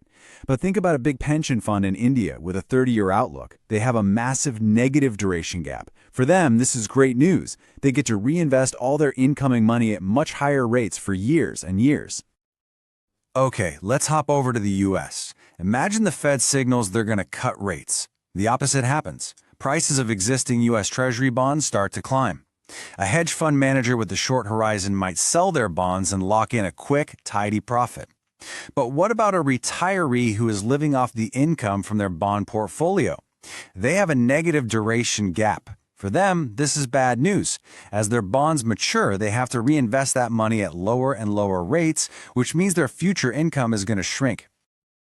Whew, okay. That was a lot, but it's such a core concept. Let's quickly recap the absolute must-know points from this module. All right, number 1, a bond's yield to maturity is not a guarantee. It's more like an estimate. Number 2, you're always facing that trade-off, that seesaw between price risk and reinvestment risk. Number 3, Macaulay duration is the magic number. It's the time horizon where those two risks cancel each other out. And finally, number 4, the duration gap. That simple formula is how you measure which risk you need to worry about the most. So this all boils down to one final, really important question for you as an investor. When interest rates start moving, is your time horizon your ally, or is it your enemy? By understanding your duration gap, you can actually turn time into your greatest strategic advantage. And that's a wrap on Module 10. We've laid some really important groundwork here. Next time in Module 11, we're going to build directly on these ideas and get into yield-based bond duration measures and properties. I'll see you there. Hello, and welcome back to our course on CFA Level 1 Fixed Income Volume 6. Today, we're jumping into Module 11, Yield-Based Bond Duration Measures and Properties. All right, let's get right into it, because honestly, if you want to understand interest rate risk, and you absolutely do, you have to get a rock-solid grip on duration. It is, without a doubt, the single most important tool we have for measuring a bond's sensitivity to rate changes. So here's our game plan. First, we'll talk about what I like to call the interest rate seesaw. Then, we'll get down to business and see how we actually measure that price sensitivity. After that, we'll bring it into the real world, moving from abstract percentages to actual currency. And finally, we'll unpack the key ingredients that make a bond's duration either really high or really low. Okay, so we all know the fundamental rule, right? When interest rates go up, bond prices go down. But, and this is a big but, the real question a portfolio manager needs to answer is how much. See, not all bonds are created equal on this interest rate seesaw. Some barely budge, while others, well, they can take a wild ride. So let me ask you this directly. Imagine the market yield on a bond you own suddenly jumps by 1%. What's the damage? Are we talking about a small scratch on your portfolio, or is it a major blow? The answer to that critical question, it all comes down to one single powerful word: duration. This is the number that tells us exactly how sensitive or vulnerable a bond's price is to a shift in interest rates. And this chart, wow, it just lays it all out perfectly. Look at this. For the exact same 1% rise in yield, a short-term, one-year bond might dip by just 1%. Okay, manageable. The 5-year bond, it drops by about 5%. But check out the 30-year bond. It plummets by a staggering 17%. The longer you have to wait for your money, the more dramatic the price swing. That right there is duration in action. Okay, so seeing it on a chart is one thing, but as finance pros, we need a hard number. And that brings us to the main tool in our toolkit for measuring interest rate risk: modified duration. So here's the key takeaway. Modified duration gives you a single number that basically acts as a sensitivity score. If someone tells you a bond has a modified duration of, say, 5, you know its price is going to move about 5% for every 1% change in its yield. It's an incredibly powerful first estimate of your risk exposure. Now, how do we get this number? Well, there's a very slick way to approximate it. The logic is actually pretty intuitive. What you do is you shock the bond's yield by a tiny amount. Think 5 or 10 basis points, both up and down. You calculate the two new prices, PV plus and PV minus, and then you plug them into this formula. What you're really doing under the hood is figuring out the slope or the steepness of the price yield curve at that one specific point. It's a fantastic approximation. Knowing your portfolio might drop by 4%, that's useful. But let's be real, professional managers need to know what that means in cold, hard cash. This is where we need to translate duration from an abstract percentage into actual currency.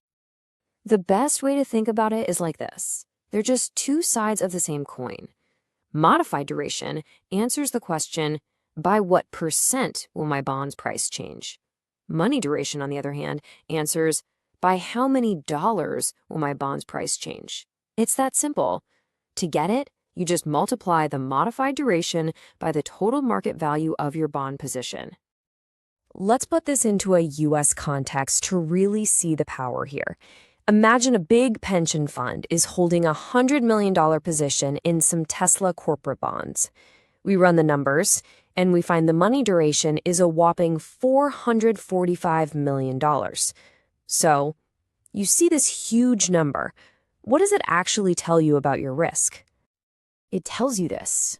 For a 1% or 100 basis point increase in yields, that pension fund is staring down an estimated loss of over $4.4 million. And just like that, duration goes from being an abstract concept in a textbook to a very real multi-million-dollar risk that absolutely must be managed.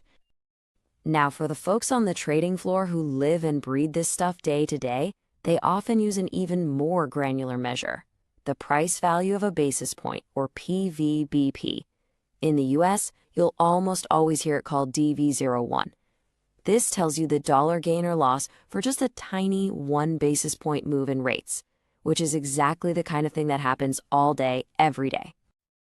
So we know how to measure duration, but what is it about a bond's DNA that makes its duration high or low to begin with? Well, it really boils down to 3 key characteristics. If you hold everything else constant, the rules are pretty straightforward. First, a longer time to maturity means a higher duration. We saw that plain as day in our first chart.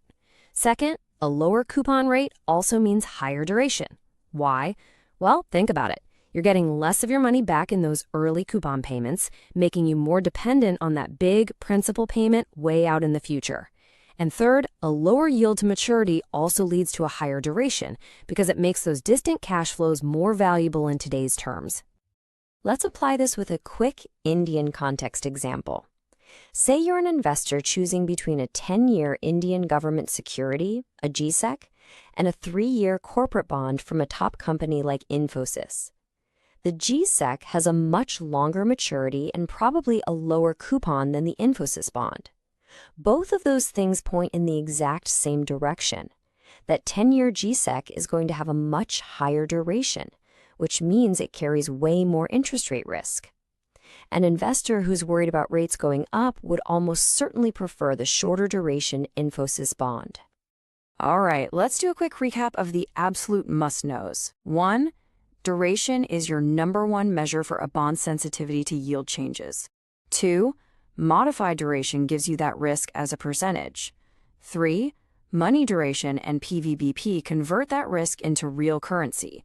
And 4, remember the big 3 drivers. Duration gets higher with longer maturities, lower coupons, and lower yields. But here's a final thought to leave you with. We've been using duration, which is a straight line estimate of risk. But there's a catch. We know the relationship between a bond's price and its yield isn't a straight line at all. It's curved. So how do we account for that curvature to get an even better, more precise estimate of price changes? That wraps up Module 11. Next up, we are going to dive straight into Module 12, where we'll explore yield-based bond convexity and portfolio properties, which answers that very question. I'll see you there. Hello and welcome. We're diving into the CFA Level 1 2025 Fixed Income course, Volume 6. And today, it's all about Module 12, Yield-Based Bond Convexity and Portfolio Properties. Now, you already know about duration as our go-to risk measure, right? Well, today, we're going to add a second, much sharper tool to our kit that makes our analysis way more accurate. So here's our game plan. We'll start by talking about where duration falls short. That's the problem with the straight line. Then we'll bring in our hero, convexity, which is the fix. After that, we'll see how to use them together to get super accurate price change estimates, apply it all to a portfolio, and then wrap up with the key things you need to remember. All right, first up, let's talk about duration's big weakness. In Module 11, we treated it as our main tool for interest rate risk. And it's great, but it's got a fundamental flaw. It assumes everything moves in a perfectly straight line. And, the real world just isn't that simple. Think of it like this. Duration gives us a nice, easy, straight line guess for how a bond's price will change when yields move. But in reality, the relationship between a bond's price and its yield isn't a line at all. It's a curve. And that beautiful curve is exactly what we call convexity. Now, for tiny little changes in yield, duration's straight line guess is, it's close enough. But when rates make a big jump, which they definitely do in the real world, that gap between the straight line and the actual curve becomes a huge problem. In a real market shock, relying only on duration just won't cut it. So, if duration is a straight line and reality is a curve, how do we fix that? Well, you guessed it. That's where convexity comes in. Think of it as this second-order effect. It's the special adjustment that takes our estimate from being just okay to being practically perfect. So, what is convexity officially? It's simply the measure of that curvature we've been talking about. If duration is the first big broad stroke estimate, convexity is the fine-tuning. It's the correction factor that accounts for the real curved shape of the price-yield relationship. And this is why investors absolutely love positive convexity. For a typical option-free bond, it's like a secret weapon. When interest rates fall, your bond's price goes up by even more than duration told you it would. And when rates rise, your bond's price falls by less. It's a win-win. You get more of the upside and less of the downside. What's not to love? Now, these factors should ring a bell. The very same things that give a bond high duration, like a long time to maturity and a low coupon, also give it greater convexity. So that 30-year zero coupon bond we've talked about, it's not just sensitive to rate changes, it's also extremely convex compared to, say, a 2-year bond with a high coupon. Okay, time for the fun part. Let's combine our two tools, duration and convexity, to build a seriously powerful formula for predicting bond price changes. The formula looks a little intense at first, but the idea is incredibly simple.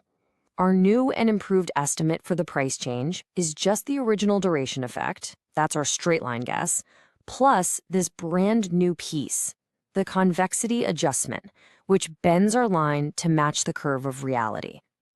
Let's break it down. Step 1 is old news, right? That's just our duration effect. Now step 2 is the magic. See how the change in yield is squared? Because you square it, this number will always be positive, whether yields go up or down.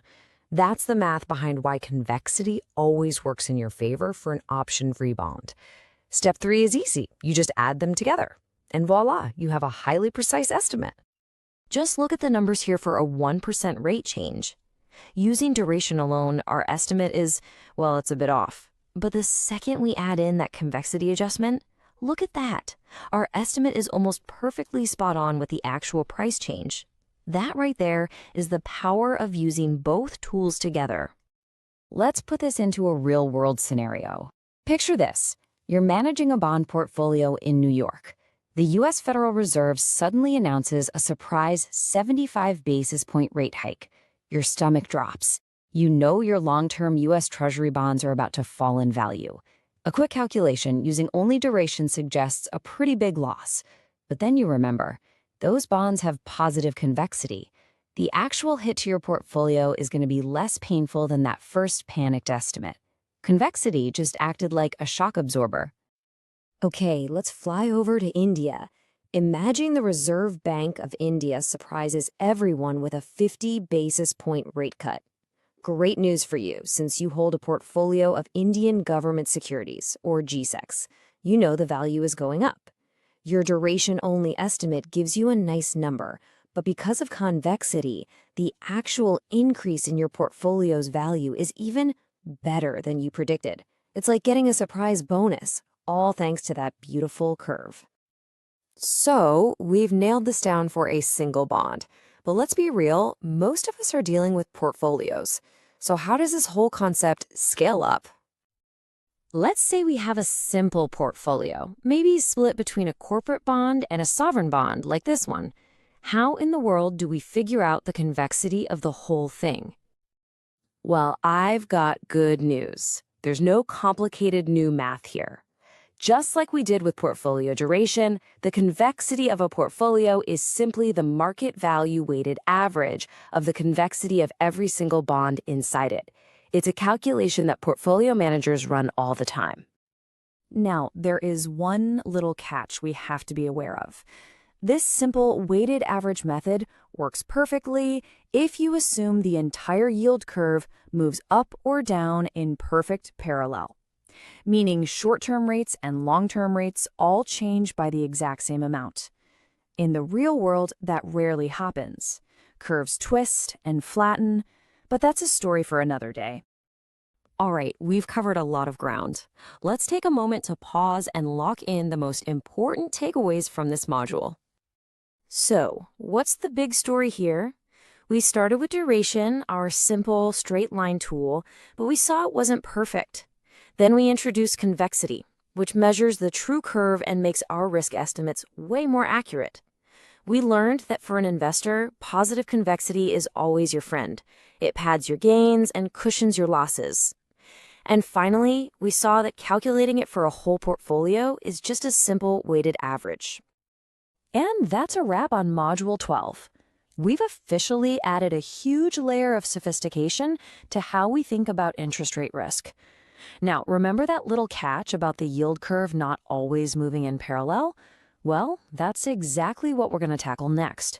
In Module 13, we'll dive into curve-based and empirical fixed income risk measures. So, I'll leave you with a little puzzle to think about. If you have two bonds with the exact same duration, but one is clearly more convex than the other, which one do you want to own? And more importantly, why should you expect to have to pay a higher price for it in the market? Mull that over, and I'll see you in Module 13. All right, welcome to our deep dive into the CFA Level 1 2025 Fixed Income Curriculum. That's Volume 6. Today, we're getting into Module 13, Curve-Based and Empirical Fixed Income Risk Measures. So let's jump right in. In our last couple of sessions, we really built out our understanding of duration and convexity based on a bond's yield. Well, today, we're about to level up that toolkit for the way the market actually works. And hey, make sure you stick around, because right after this, in Module 14, we're going to get our hands dirty with credit risk. So here's the game plan. First, we'll see exactly why our standard tools sometimes just don't cut it. Then, we'll introduce what I call the effective toolkit, which is essential for more complex bonds. After that, we'll learn how to map the yield curve to handle all those twists and turns. Then, we'll look at the difference between a clean mathematical analysis and messy market reality. And finally, we'll put it all together into your brand new upgraded risk toolkit. All right, so first things first, let's start with the problem. Why do we even need all these new tools? Well, it really all boils down to a single critical question. What on earth do you do when the future cash flows from a bond aren't set in stone? You know, when they're not guaranteed. This right here is the fundamental challenge when we start dealing with bonds that have embedded options. Just look at this contrast. On one hand, you've got a simple, straight bond. Its cash flows are totally predictable. You know exactly when you're getting your money. So for that, a yield-based measure like modified duration works like a charm. But then you have a callable bond. The issuer can just buy it back from you, and they'll probably do it when rates fall. That makes your cash flows uncertain. Using a simple yield duration here is like using a ruler to measure temperature. It's just the wrong tool for the job. It's completely inappropriate because you don't have a single guaranteed yield to maturity anymore. And that brings us to our first big upgrade. To handle these unpredictable cash flows, we need to bring in some more powerful tools. So, welcome to the Effective Toolkit. Now here's the key idea, and it's a really big one.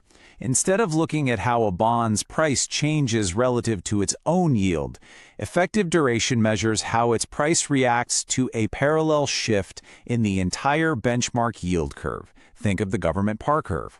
This makes it a curve-based measure, not a yield-based one. And that's precisely why it's the right tool for any bond with an embedded option. Okay, don't let the formula intimidate you. I promise it's way more intuitive than it looks.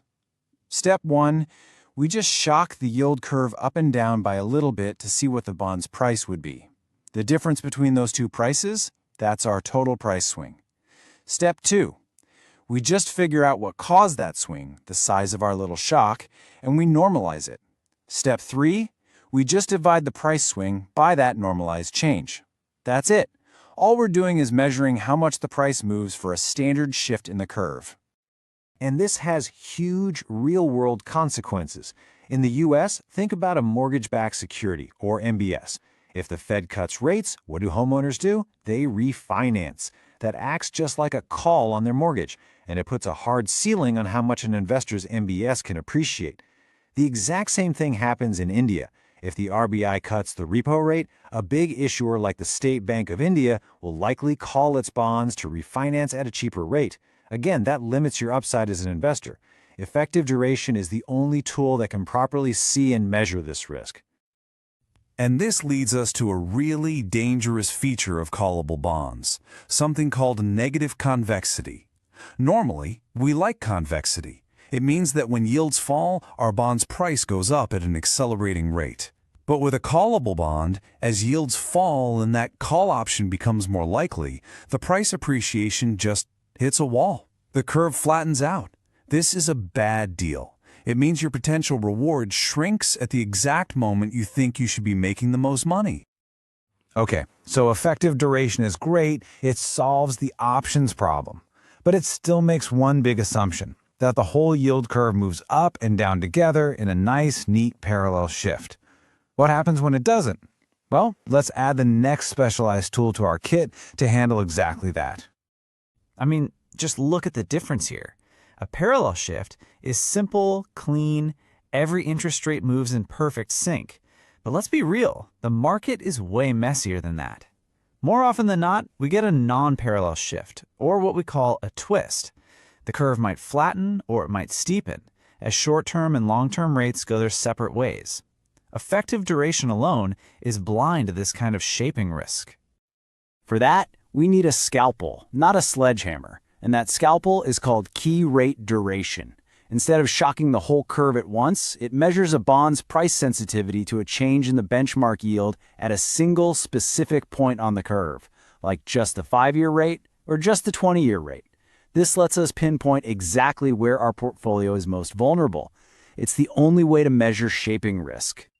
Let's see this in action. So imagine you're an analyst, and your forecast is that the yield curve is going to steepen.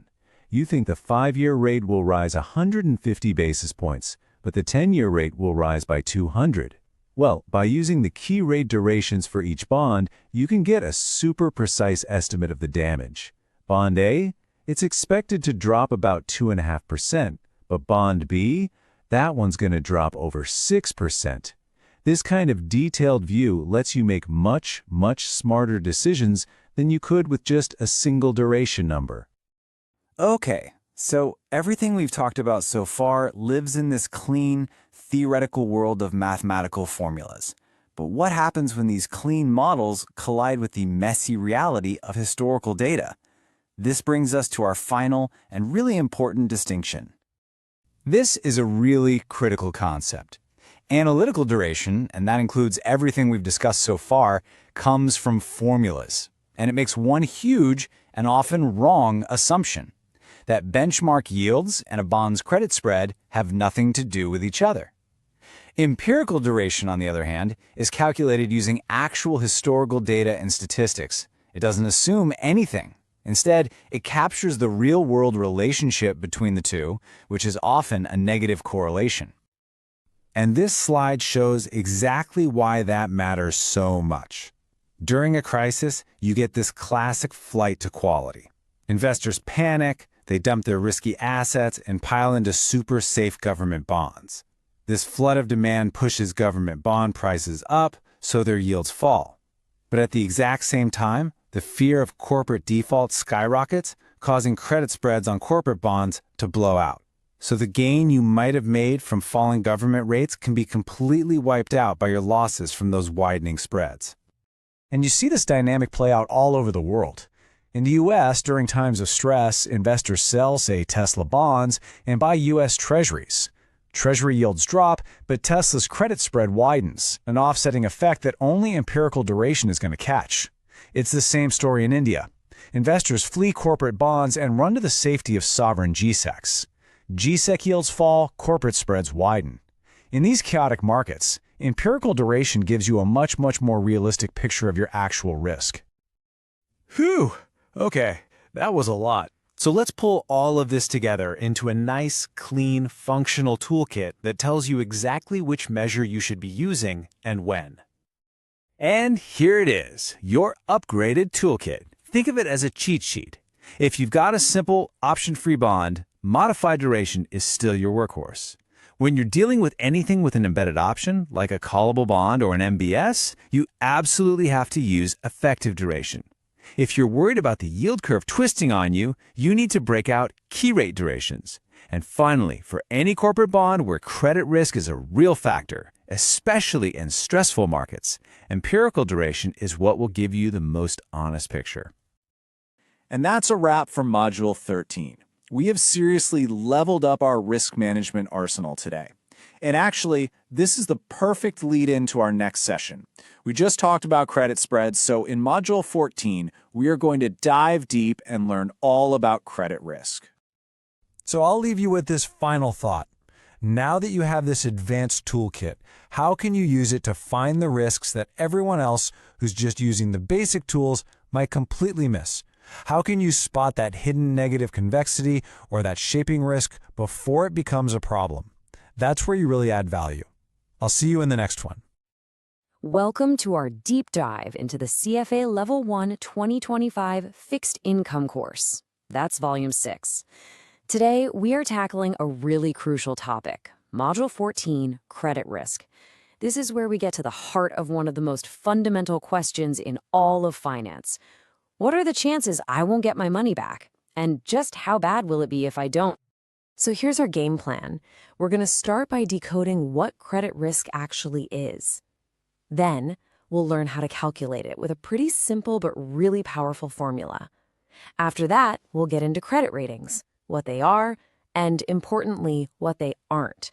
And finally, we'll see how the market prices all this risk and what it means for your returns. All right. First up, let's break down what we actually mean by credit risk. At its core, it's a super simple idea that applies whether you're lending $5 or $5 billion. Think about it this way. If you lend money to a friend, what's your biggest worry? That they might not pay you back, right? Well, it's the exact same fundamental risk that investors face in the multi-trillion-dollar bond market. A company or even a government that borrows money by issuing a bond might not be able to make its interest or principal payments. And that failure, that's what we call a default. So here's the formal definition you'll see in the curriculum. It's the risk of losing money because a borrower doesn't pay up. Now, to really get a handle on this, we need to break it down into two distinct parts. And every good analyst knows these two pieces inside and out. This is so important. We have to separate the chance of something bad happening from how severe that bad thing is. So probability of default, or POD, that's the likelihood. Is there a 1% chance they'll default or a 10% chance? Loss given default, or LGD, answers a totally different question. If they default, how much of our money do we actually lose? You can think of these as the two essential building blocks of credit risk. Okay, so now let's see how we can take these two building blocks and put them together to create a single, powerful number that lets us measure credit risk. We call this the expected loss. So first, we've got the probability of default. This is kind of the if part of the story. What are the actual odds that the borrower is going to fail to pay us back over the next year? A higher POD obviously means a riskier borrower. And then we have the how bad is it part. You see, if a borrower defaults, we don't always lose everything. We might get some of our money back in a bankruptcy proceeding. That's called the recovery rate. The loss given default is just, well, it's what we don't get back. So if we recover 40 cents on the dollar, our loss given default is 60%. Simple as that. And here's where it all comes together. The magic happens when we multiply the probability of the event by the severity of the event. That gives us our expected loss. So if there's a 2% chance of a default, and we think we'll lose 50% of our money if that happens, our expected loss is just 2% times 50%, which is 1%. It's a really elegant way to put a single number on a complex risk. Now, you can imagine that calculating this for every single bond out there would be, well, a ton of work. And that's exactly where the big credit rating agencies like Moody's, S&P, and Fitch come into play. They do all the heavy lifting and assign a simple letter grade, kind of like a report card. The ratings run from the absolute safest, AAA, all the way down to the riskiest stuff. But the single most important line in this whole chart for most investors is right there, the one that separates investment grade from high yield. Bonds that are Baa 3 from Moody's or BBB- from S&P are on the last rung of the investment grade ladder. Anything below that is considered speculative, or as you'll often hear it called, junk bonds. So to make this real, let's think about a company like Apple in the US. They're sitting on a mountain of cash, so their bonds get a super high rating, like AA+, which signals a very, very low chance of default. In India, a corporate giant like Reliance Industries also has a solid investment grade rating. Now, on the other hand, a young tech startup in the US raising its first round of debt might get a B rating. Or in India, a smaller infrastructure company that already has a lot of debt could issue bonds rated BA. That rating gives you an instant snapshot of the risk. But, and this is a really, really big but, you absolutely cannot rely on these ratings alone. They are not perfect. And the spectacular collapse of the German payments company Wirecard showed the entire world why. Just look at this timeline. It is mind-blowing. In October 2019, news about potential fraud comes out and the market reacts instantly. The bond price gets hammered. But the investment grade rating for Moody's, it doesn't move an inch. It's not until 8 months later, in June 2020, after the bond price has completely fallen off a cliff, that the agency finally downgrades it. By then, it was way, way too late. The market knew something was wrong long before the official rating changed. So here's the crucial takeaway. Ratings are a fine starting point, a good first screen, but they are often a backwards-looking indicator. They're sticky, meaning they're slow to change, and they tend to lag what the market is already telling you. As a sharp analyst, you have to do your own homework. Okay, so if the ratings agencies are slow, how does the market price risk in real time, like every second of every day? The answer is through something called the yield spread. It's simple, really. Investors aren't running a charity. If they're going to take on more risk, they demand to be paid more for it. So as the credit quality of a bond gets worse, Going from a super safe AAA to a much riskier B-rated bond, the yield that investors demand shoots up to compensate them for that extra risk of default. And that extra yield, that's the yield spread. It's just the difference between the bond's yield and the yield on a risk-free government bond with the same maturity. So in the US, the spread on a Tesla bond would be its yield minus the yield on a US Treasury. In India, you'd measure the spread on an Infosys bond against a government security, a GSEC. This spread is the market's real-time price for taking on credit risk. And these spreads are not static. They are constantly moving based on how the market is feeling.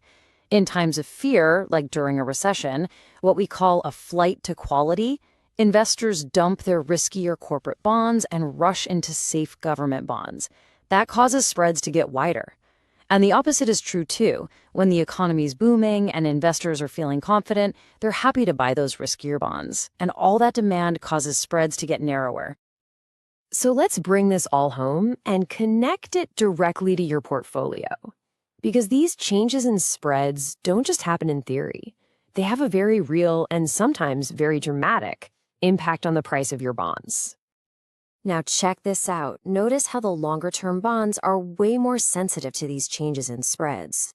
A 100 basis point or 1% widening in spreads makes the 5-year bond's price drop by about 4.5%. But look at the 10-year bond. Its price drops by over 7%. This sensitivity to spread changes has a name. It's called spread duration. Just remember, the longer the duration, the bigger the hit when spreads widen.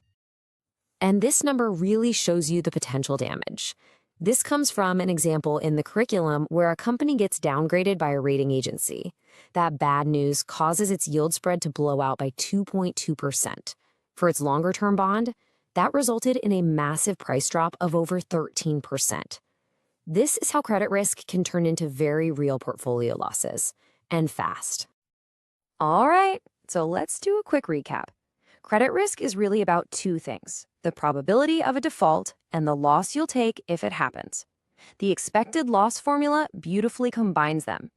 Credit ratings, they're a helpful guide, but they can be slow, like we saw with Wirecard. The market's real-time price for that risk is the yield spread. And finally, when those spreads widen, bond prices fall, and longer duration bonds get hurt the most. And we'll leave you with a little something to chew on. If that extra yield you earn on a risky bond perfectly covers its statistical expected loss over time, have you actually eliminated the risk? That wraps up Module 14 on credit risk. Next up, we're going to dive into Module 15, where we'll take all these concepts and apply them to the credit analysis of government issuers. All right, welcome back to our Explainer series for the CFA Level I 2025 Fixed Income course. That's Volume 6. We are diving headfirst into Module 15, Credit Analysis for Government Issuers. So, here's our game plan. We're going to start by figuring out why governments are a totally different beast compared to companies. Then we'll build out a full analyst's toolkit, looking at both the art and the science of sovereign analysis. After that, we'll zoom in on debt from states and cities, and we'll finish up by breaking down the two main types of bonds they issue. Let's get into it. You know, at the end of the day, this is the question, isn't it? If you're holding a U.S. Treasury bond, you're probably sleeping pretty well at night. But if you held a bond from Zambia right before it defaulted in 2020, well, that's a very different story. So let's unpack why that is.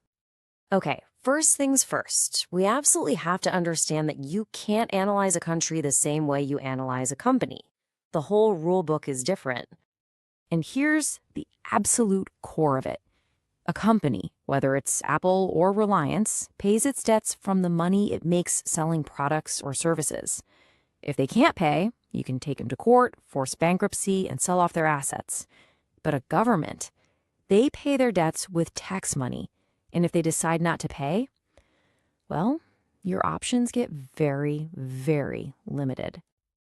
So let's start building our analyst toolkit. We're going to begin with the qualitative factors. I like to call this the art of the analysis. It's less about spreadsheets and more about judgment, stability, and politics. An analyst is really looking at these 5 big areas. They're asking, is the political system stable? Is there rule of law? That's government institutions. How good is the country at managing its budget? That's fiscal flexibility. And how effective is its central bank, like the Fed in the US or the RBI in India, at steering the economy? It's all part of the big picture. This brings us to a concept that is just massive: sovereign immunity. Put simply, you can't sue a country in your own courts. You can't just foreclose on the US Capitol or the Parliament House in Delhi. This is a game changer, and it means a government's willingness to pay is every bit as important as its ability to pay. And this quote shows you what actually happens. It's not liquidation, it's negotiation. The bondholders and the country have to come to the table. A great example is Uruguay back in 2003. They were on the brink, but instead of defaulting, they successfully negotiated with over 90% of their bondholders to just extend the maturities by 5 years. It was a painful haircut, but it worked. All right, we've talked about the art. Now let's switch gears to the other half of our toolkit, the quantitative analysis. This is where we run the numbers, the science of it all.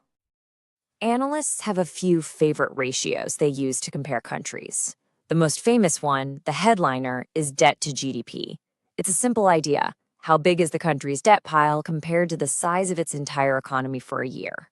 We also look at debt compared to tax revenue. And, maybe most importantly, we look at interest payments versus revenue. That one tells you how much of the government's paycheck is just going out the door to service old debt. And this debt to GDP ratio was front and center during the Eurozone debt crisis. You can see here, back in 2014, Germany was at a pretty manageable 75%, but Spain was almost at 100%. And Greece? Greece was at an eye-watering 177%. Their debt was almost double the size of their entire economy. You can see why people were so worried. But, and this is so important, context is everything. The US also has a very high debt to GDP ratio, so why isn't everyone panicking? Well, it's because the US dollar is the world's reserve currency. Everybody needs dollars. That creates this constant, built-in demand for US Treasury bonds, which gives the US a ton of flexibility that other countries just don't have. And you see a similar need for context when you look at India. Rating agencies are absolutely laser-focused on what they call the fiscal consolidation path. They want to see that the government has a credible plan to manage its debt over the long term while, and this is the tricky part, still spending the money needed to build roads, ports, and power plants to keep that economic growth engine humming. It's a real balancing act. Okay, so we've got a good handle on sovereign nations. But governments borrow at all levels. So now let's drill down a bit and talk about non-sovereign debt. We're talking about states, provinces, cities, you name it. So what about your state or your city? Well, their credit health is definitely tied to the country they're in, but they operate under different rules. They can't print their own money to get out of a jam, and their power to raise taxes is often limited. This creates a whole different set of risks we need to get our heads around. This non-sovereign debt really comes in 2 main flavors, and the difference between them is all about one simple question: where's the money coming from to pay you back? So here's the breakdown. On one side, you have general obligation bonds, or GO bonds. These are backed by the full faith and credit of the issuer, which is just a fancy way of saying its general power to tax its citizens. On the other side, you have revenue bonds. These are backed only by the money generated from a specific project, like the tolls collected from a bridge or fees from a water utility. The risk is completely tied to that one single project. And the Detroit bankruptcy is the classic textbook warning for GO bond investors. As the city's economy declined, people left and the tax base just evaporated. In the end, Detroit couldn't collect enough taxes to pay its bills, including its GO bonds, which led to the biggest municipal bankruptcy in U.S. history back in 2013. Now, for a perfect Indian example of a revenue bond, you just have to look at a massive project like the Delhi-Mumbai Expressway.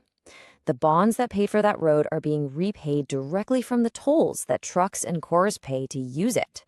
The bondholder's fate isn't tied to the general Indian government budget, it's tied to how much traffic is on that specific highway.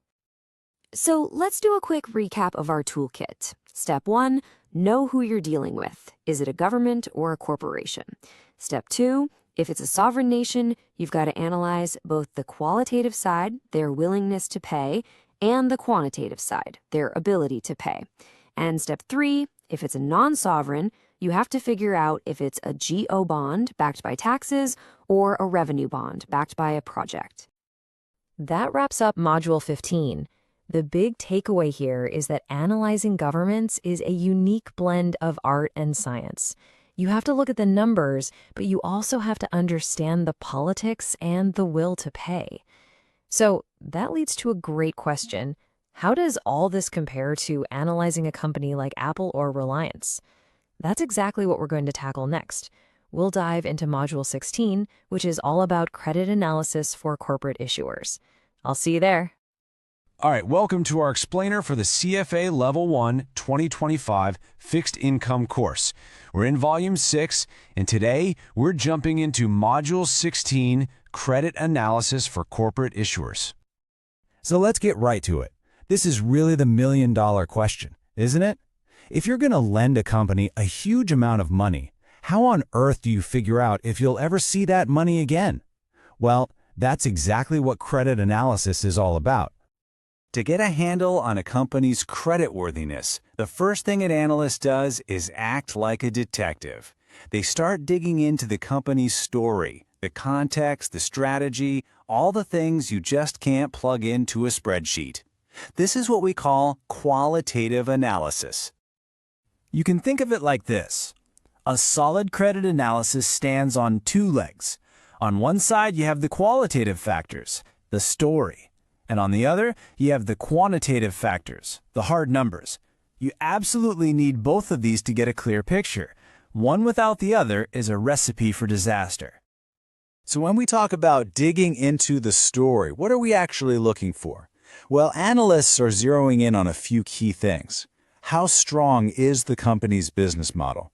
How intense is the competition? Are there any big risks on the horizon, like a major technology shift? And maybe most importantly, who's running the show? The quality and character of the management team are absolutely critical. Let's make this real with a couple of examples. On one hand, you have a U.S. company like Tesla. An analyst would see some pretty high business risk there, right? The EV space is changing at lightning speed and the competition is just fierce. On the other hand, you could look at a major Indian IT company like Infosys. Here, an analyst would see its strong, transparent corporate governance as a huge positive, something that actually lowers its perceived risk. Okay, so once we have a good feel for the company's story, it's time to pull out the calculator. We need to check the company's vital signs using cold, hard numbers. This, of course, is our quantitative analysis. And the first vital sign we check is leverage. Put simply, this just tells us how much the company relies on borrowed money to run its business. More debt automatically means more risk. It's that simple. A really crucial ratio here is debt to EBITDA. Now, EBITDA is just a quick and dirty way to estimate a company's operating cash flow. So what this ratio is asking is, if the company took every penny of cash it generated from its operations, how many years would it take to pay back all of its debt? A lower number is definitely better. So for instance, a fast-growing U.S. tech company like Tesla during a big expansion phase might have a high ratio, maybe 4.5 times. That signals higher risk. Now compare that to a massive Indian conglomerate like Reliance. Even during a period of heavy investment, its ratio might be a more moderate 3.0 times. All right, next up, coverage. You know, it's one thing to have a lot of debt, but can you actually afford the interest payments? That's what coverage ratios tell us.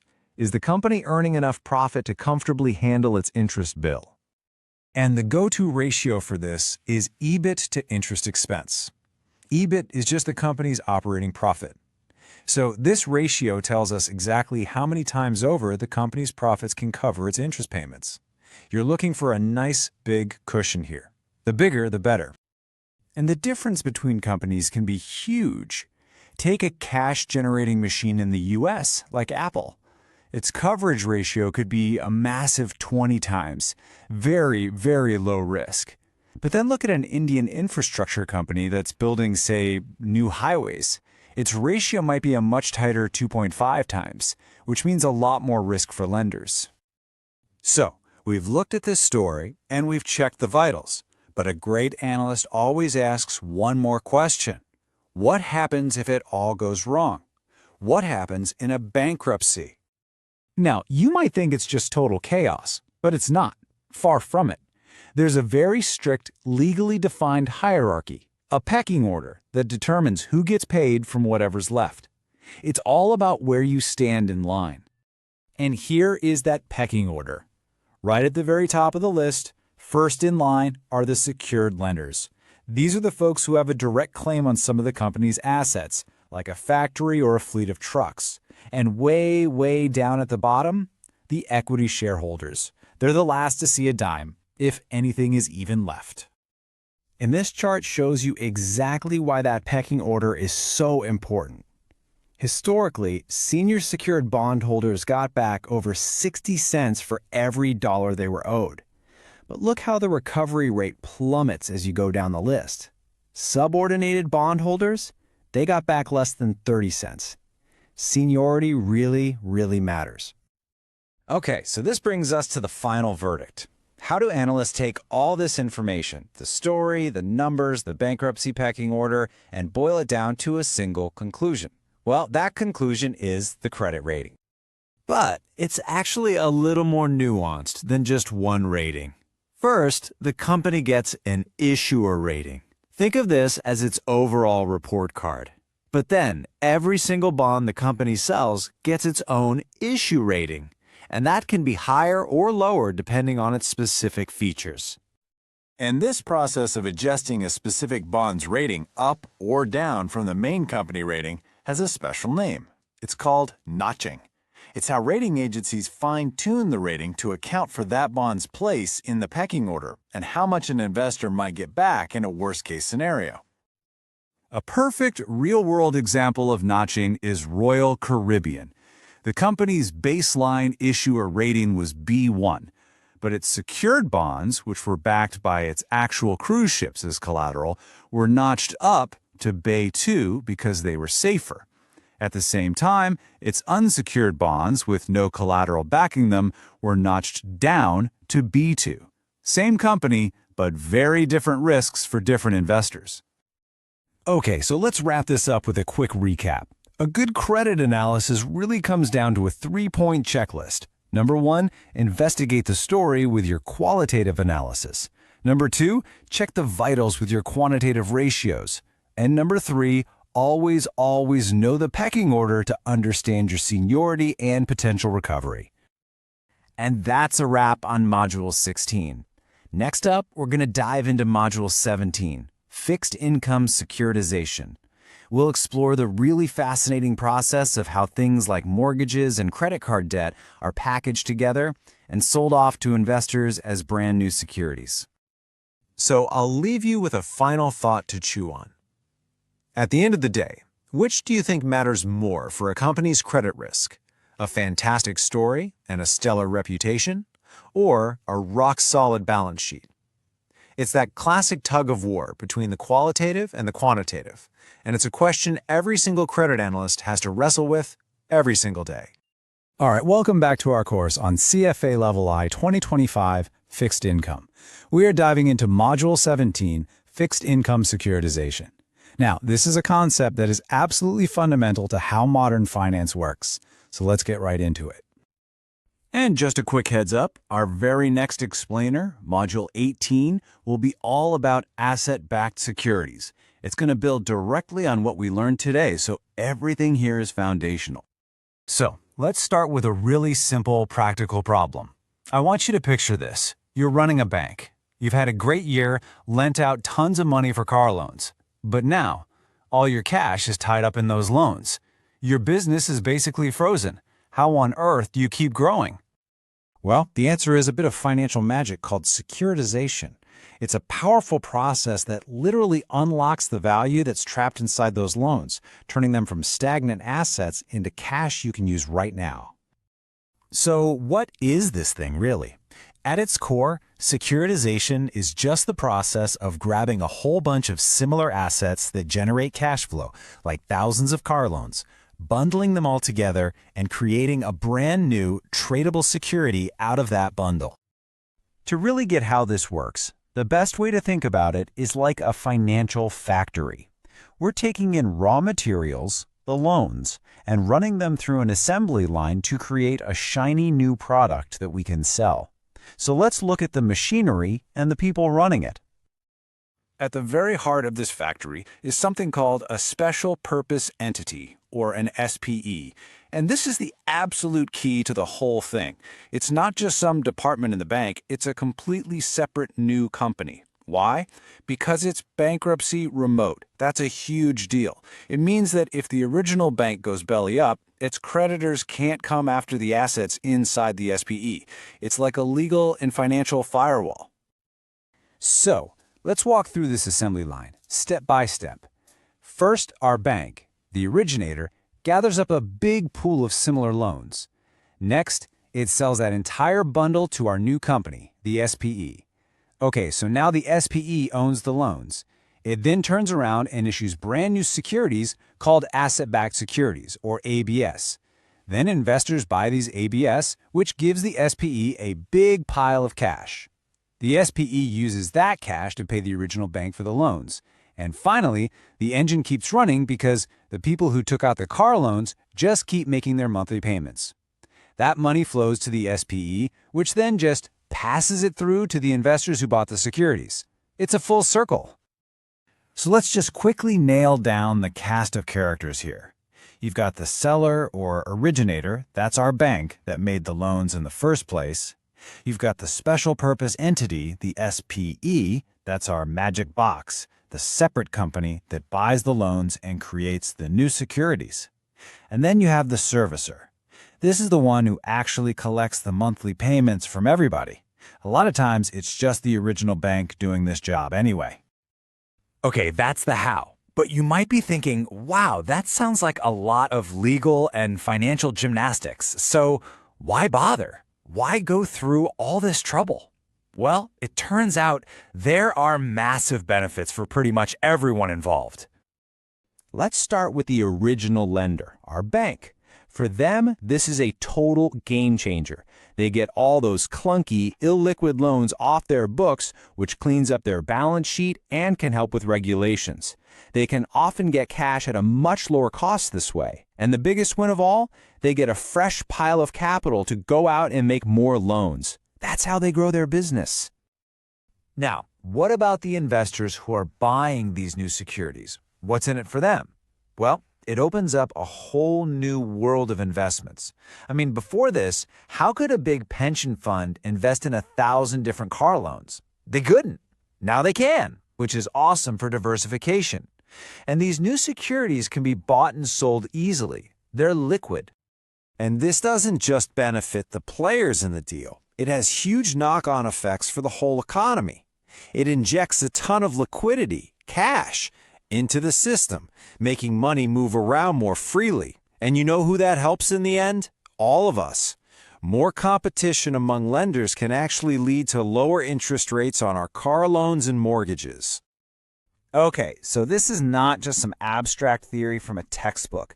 Securitization is a massive, fundamental part of how global finance works every single day.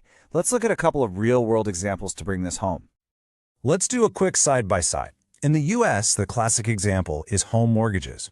You've got these giants like Fannie Mae and Freddie Mac who buy up thousands of mortgages from banks all over the country. They bundle them up and issue what are called mortgage-backed securities, or MBS. Now let's jump over to India. It's the same exact idea, just with different players. A big housing finance company like HDFC will pool together its home loans. It then issues something called pass-through certificates, or PTCs. Different names, different markets, but the core process and the result, exactly the same. Pumping liquidity into the housing market so more people can get loans. And get this, it's not just for things like mortgages and car loans. You can securitize almost any predictable stream of cash. For instance, bonds have actually been issued that are backed by the music royalties of artists like Adele and Bob Dylan. So every time one of their songs gets streamed or played on the radio, the investors in those bonds get a tiny piece of the action. How cool is that? And it can get even more creative. Think about fast food. Yum! Brands, the parent company of Taco Bell, has securitized the future cash flows from its franchise fees. Seriously, the key principle is super simple. If you've got a cash flow that's reliable and predictable, you can probably turn it into a security. Okay, that was a lot to take in. Let's quickly boil it all down to the absolute must-know points. First, at its heart, securitization turns chunky, illiquid assets into easily tradable securities. Second, the magic ingredient is that special purpose entity, the SPE. That legal firewall is what makes the whole thing work by isolating risk. Third, it's a win-win-win. Issuers get funding, investors get new opportunities, and the whole economy gets a boost of liquidity. And finally, remember, this isn't some niche idea. It's a fundamental part of global finance, used for everything from home mortgages to music royalties. So, securitization sounds pretty great, right? It makes markets more efficient and gets money flowing, but the entire system rests on one giant assumption, that the people who took out the original loans will actually keep paying them back. So that leaves us with a pretty chilling question, doesn't it? What happens when those underlying loans go bad? I mean, really bad, on a huge scale. And on that thought, we'll wrap up Module 17. Next up, in Module 18, we're going to take a much closer look at those asset-backed securities we've been talking about and get into their specific features and how their markets work. I'll see you there. All right, welcome. We are continuing our journey through the CFA Level 1 2025 Fixed Income Course, Volume 6. Today, we're jumping into Module 18, all about asset-backed security, or ABS, instrument and market features. So, have you ever really thought about this? You've got this huge, messy pile of, say, thousands of individual car loans. They're all different, kind of hard to trade, illiquid. How on earth do you turn that into one clean, simple bond that someone can buy and sell? Well, that's the magic of securitization, and it's exactly what we're going to unpack. Here's our game plan. First, we'll cover the basic idea of turning loans into securities. Then, we'll see how issuers make these bonds safer for investors. After that, we'll explore the huge variety of ABS out there, touch on their more complex cousin, the CDO, and finally, we'll wrap it all up with a nice side-by-side comparison. Okay, let's start with the absolute foundation. How does this financial alchemy actually happen? It all comes down to one powerful process. You know, the easiest way to think about securitization is like a financial factory. It takes in all these raw materials, thousands of different loans, and it packages them, processes them, and spits out a finished product, a single standardized security that investors can easily buy and sell on the market. Now, this is a super important distinction you need to get. It's all about where the assets legally live. With a covered bond, the loans stay on the bank's books. If things go wrong, you, the investor, can go after the loans and the bank itself. That's dual recourse. But with an ABS, it's totally different. The loans are sold to a separate company, an SPE. So you only have a claim on that specific pool of loans. That's single recourse, and it completely changes the risk profile. So just pooling a bunch of loans together isn't quite enough to get big pension funds and insurance companies excited. Issuers have to build in some safety features to make these bonds more attractive, and these are called credit enhancements. These are the three big internal tools they use. Think of them as being baked right into the structure of the bond to protect investors. For the exam, we're really going to focus on the first two because they are the most important. Okay, subordination or tranching is probably the cleverest and most critical idea here. It's all about slicing the risk. Imagine creating different levels of shock absorbers. You have a senior tranche for the most risk-averse investors, a riskier mezzanine tranche, and a high-risk junior tranche. Each one is designed to take a different level of hit if loans start to default. And this is how it works in practice. It's called a waterfall structure for a reason. Just picture it. All the cash from the loan payments flows in at the very top. It fills up the senior tranche bucket first. Once that's full, the cash spills over to the mezzanine bucket, and only after that's full does anything flow down to the most junior investors. But here's the flip side, and this is crucial. Losses work in the exact opposite direction. They don't trickle down. They flood up from the bottom. The riskiest, most junior tranche takes the first dollar of any loss, and only when that entire tranche is completely wiped out do losses even begin to touch the next level up. The whole system is designed to create a fortress around those senior tranches. Okay, now for a much more straightforward concept, over-collateralization. It's exactly what it sounds like. If you want to issue $100 million in bonds, you might back it with, say, $120 million in loans. That extra $20 million is your safety cushion, ready to absorb losses before the bondholders feel a thing. Let's make this real with a cool U.S. example. SolarCity, which is now part of Tesla, did the first ever public securitization of residential solar panels. They basically bundled up all the payments homeowners were making on their solar systems and sold bonds against that cash flow. And here's the concept in action. Look at that number. The value of the solar panels was more than 2.5 times the value of the bonds they sold. That is a massive cushion. And that huge level of over-collateralization was a key reason they got an investment-grade rating, which opened the door to a much bigger group of investors. So we've got the mechanics down, but let's look at the sheer variety of assets this model can be applied to. It goes way beyond just mortgages and car loans. Now, this is a really important fork in the road. With an amortizing asset like a car loan, the principal balance just naturally shrinks over time as people make their payments. But for non-amortizing assets like credit card balances, it's different. As people pay off their cards, the issuer uses that cash to buy new credit card debt, keeping the size of the pools stable for a while. This structure is pretty ingenious. For the first few years, during what's called the revolving period, investors just get a steady stream of interest payments. Then, once that period is over, the structure flips. It starts to amortize, and all the principal payments start flowing through to the bondholders to pay them back. And don't think for a second this is just a US or European thing. This is a vital funding tool in the Indian market, too. Major players like HDFC Bank or other big non-bank financial companies routinely package up their huge pools of auto loans and credit card receivables into ABS to raise capital and fund new lending. And this brings us back to that SolarCity example. Solar ABS is a fantastic innovation. It helps finance the transition to green energy.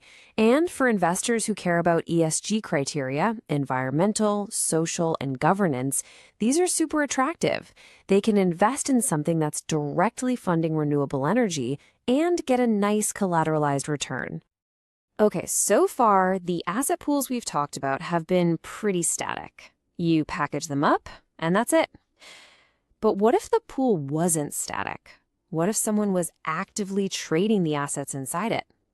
Well, that brings us to the more complex cousin, the CDO.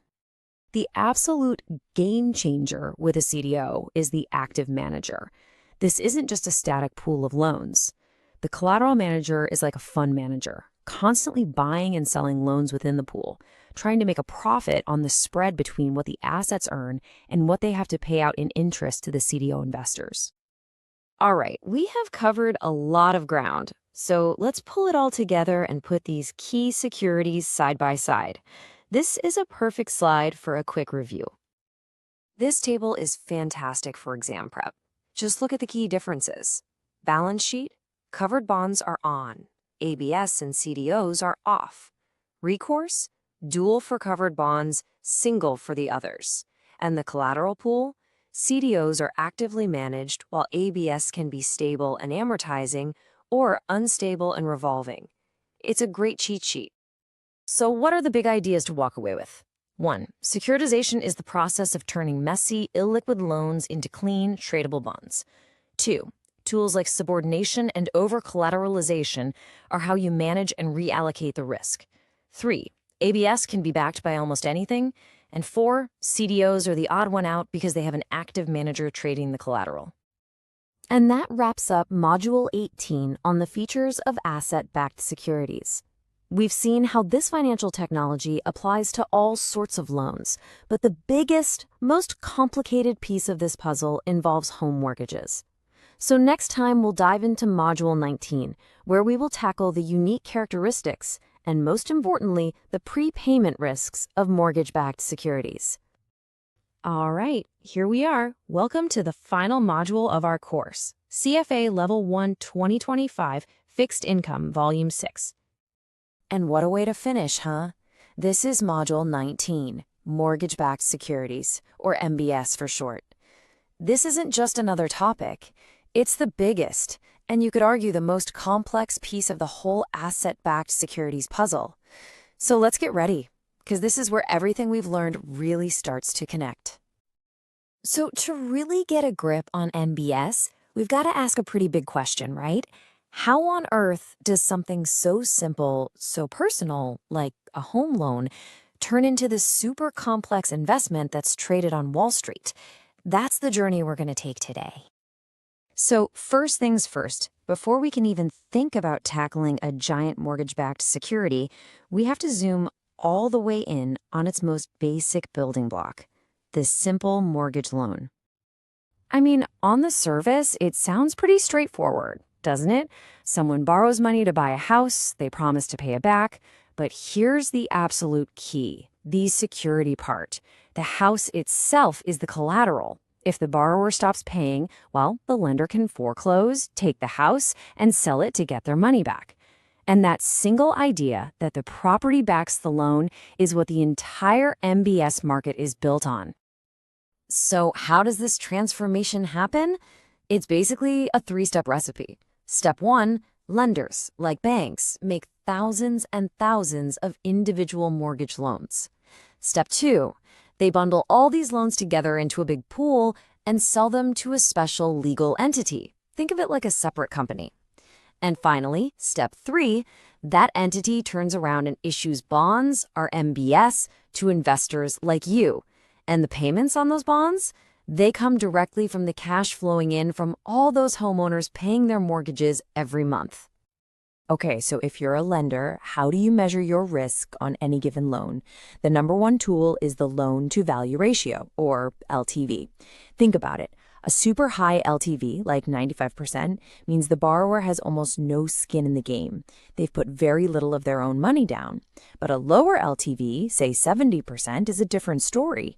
That means the borrower has a big chunk of equity. For the lender, that's a huge safety cushion. If things go south and property values drop, there's still a good chance they'll get their money back. It's an absolutely critical number. All right, now we get to the real headache for anyone investing in MBS. See, with a normal bond, you know exactly what you're getting and when. The payments are like clockwork. But with an MBS, it's more like trying to predict the flow of a river. Homeowners just don't stick to the payment schedule perfectly, and that throws a massive wrench of uncertainty into the works. And that uncertainty has a name: prepayment risk. It's exactly what it sounds like, the risk that homeowners are going to pay back their loan principal either way faster or way slower than you planned. And why would they do that? Well, life happens, right? People move, they sell their house, but the biggest reason by far is refinancing. When interest rates drop, people rush to get a new, cheaper loan. And this whole prepayment problem, it's the central puzzle that all of this fancy financial engineering is trying to solve. Yeah, this prepayment risk is really a double-edged sword. On one side, you've got contraction risk. This happens when interest rates fall. Suddenly, everyone's refinancing. You get your money back way too fast, and now you have to reinvest it at these new, lower rates. Not good. On the other side, extension risk. This is when rates go up. Now nobody wants to refinance, so you get your money back way too slowly and it's stuck earning that old, lower rate while everyone else is enjoying higher yields. Either way, you lose. So, how did Wall Street try to tame this unpredictable river of cash? Well, that's where financial engineering comes in. And our first stop is the residential mortgage-backed security, or RMBS. The simplest version of an RMBS is called a mortgage pass-through security. And honestly, the name says it all. The entity that holds the loans just collects all the payments, principal, interest, any prepayments, and passes them right through to the investors, minus a little fee for managing everything. It's super straightforward, but the catch is every single investor gets the exact same exposure to that messy prepayment risk. But investors wanted choices. So the market came up with a much cleverer solution: collateralized mortgage obligations, or CMOs. Now this is where the real engineering begins. A CMO takes that one big stream of cash from the mortgage pool and slices it and dices it into different bonds, which we call tranches. Each tranche has its own unique risk and return profile. So, to be clear, CMOs don't make prepayment risk disappear. What they do is move it around. They redistribute it. And how do they do that? There's something called a cash flow waterfall. Picture it literally. All the cash comes in at the top. The first bucket, tranche A, gets filled with all the principal payments first. Nothing goes to the next bucket until A is completely full, paid off. That makes tranche A super safe and predictable. Then the cash spills over to fill up tranche B. And last of all, tranche C gets whatever is left. So tranche A is perfect for, say, a conservative pension fund. And tranche C, it's the riskiest, absorbing the most prepayment uncertainty. So it has to offer a much higher yield to attract someone like a hedge fund. Now, in the U.S. market, you have to know about two main flavors of RMBS: agency and non-agency. Agency RMBS, the ones from big players like Fannie Mae and Freddie Mac, have a government guarantee. What does that mean for you? It means credit risk, the risk of default, is pretty much off the table. You only have to worry about prepayment risk. But with non-agency RMBS, which are issued by private banks, there's no guarantee. So you're exposed to both prepayment risk and the risk that borrowers will just stop paying. And don't underestimate that credit risk. This quote right here really drives it home. Think about this. During the global financial crisis, almost 1 in 4 American homes with a mortgage was underwater. The homeowners owed more than the house was even worth. This was an absolute meltdown, especially in that non-agency market where lending standards had gotten so loose. It led to a wave of defaults that nearly brought down the entire financial system. Of course, this whole securitization idea isn't just a U.S. thing. Over in India, for example, institutions like HDFC have really been pioneers in creating their own RMBS market, especially for properties in big hubs like Mumbai and Delhi. But there's a really interesting twist. In India, it's much more common to have prepayment penalties on loans. This changes the game for investors because it discourages homeowners from refinancing willy-nilly, which actually makes the cash flows a bit more stable and predictable than in the U.S. Okay, so we've talked about residential mortgages. Now let's switch gears and talk about the big stuff: office buildings, shopping malls, hotels. These are bundled into commercial mortgage-backed securities, or CMBS. And while the basic process of securitization is the same, believe me, the risks for an investor are a whole different ballgame. Yeah, this table really lays it out perfectly.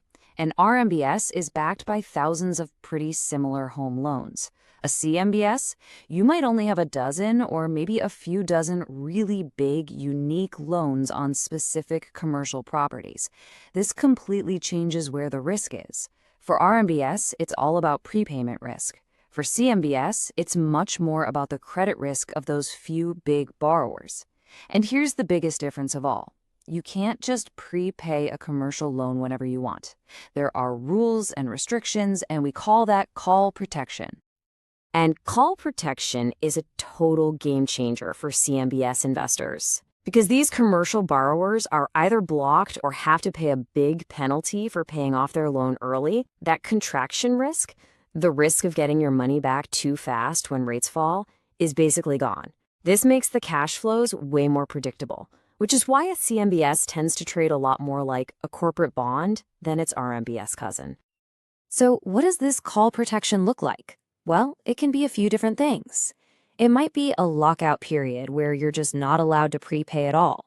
Or it could be prepayment penalty points, basically a fee for paying early. But the strongest form is called defeasance. This is where the borrower has to go out and buy a portfolio of government bonds that perfectly matches the loan's remaining cash flows. For the investor, this is amazing because it essentially swaps out the property's credit risk for the rock-solid credit risk of the government. But wait a second. While CMBS have very little contraction risk, they have their own special kind of extension risk. It's called balloon risk. See, most commercial loans don't pay down to zero over their life. Instead, at the very end, there's this one massive final payment called a balloon payment. And the risk, the big risk, is that when that payment comes due, the borrower can't find the cash. Maybe they can't refinance or they can't sell the property. And that could lead to a default or force them to extend the loan, tying up your money longer than you expected. So let's boil it all down. This is the single most important thing to remember. With RMBS, the question is, when will I get paid back? It's all about prepayment risk. With CMBS, the question is if I will get paid back. It's all about credit risk and that big balloon risk at the end. And to figure that out, you're going to be looking at metrics like the debt service coverage ratio, or DSCR, to see if the property is actually making enough money to pay its bills. And just like that, that's a wrap on Module 19. And more importantly, that's a wrap on our entire course, CFA Level I 2025 Fixed Income. We've covered a ton of ground together, from the most basic bond features all the way to this complex world of securitization. You've really built an incredible foundation. So seriously, congratulations on making it through this huge and crucial part of the curriculum.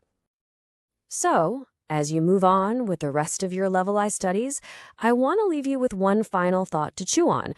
We've spent a lot of time talking about how securitization can slice up risk, dice it, and send it to different investors. But ask yourself this, does it ever really make the risk disappear? Or does it just move it around the financial system, sometimes hiding it in corners where we can't see it until it's too late? That's a question every great analyst has to grapple with. Thanks so much for joining me on this journey.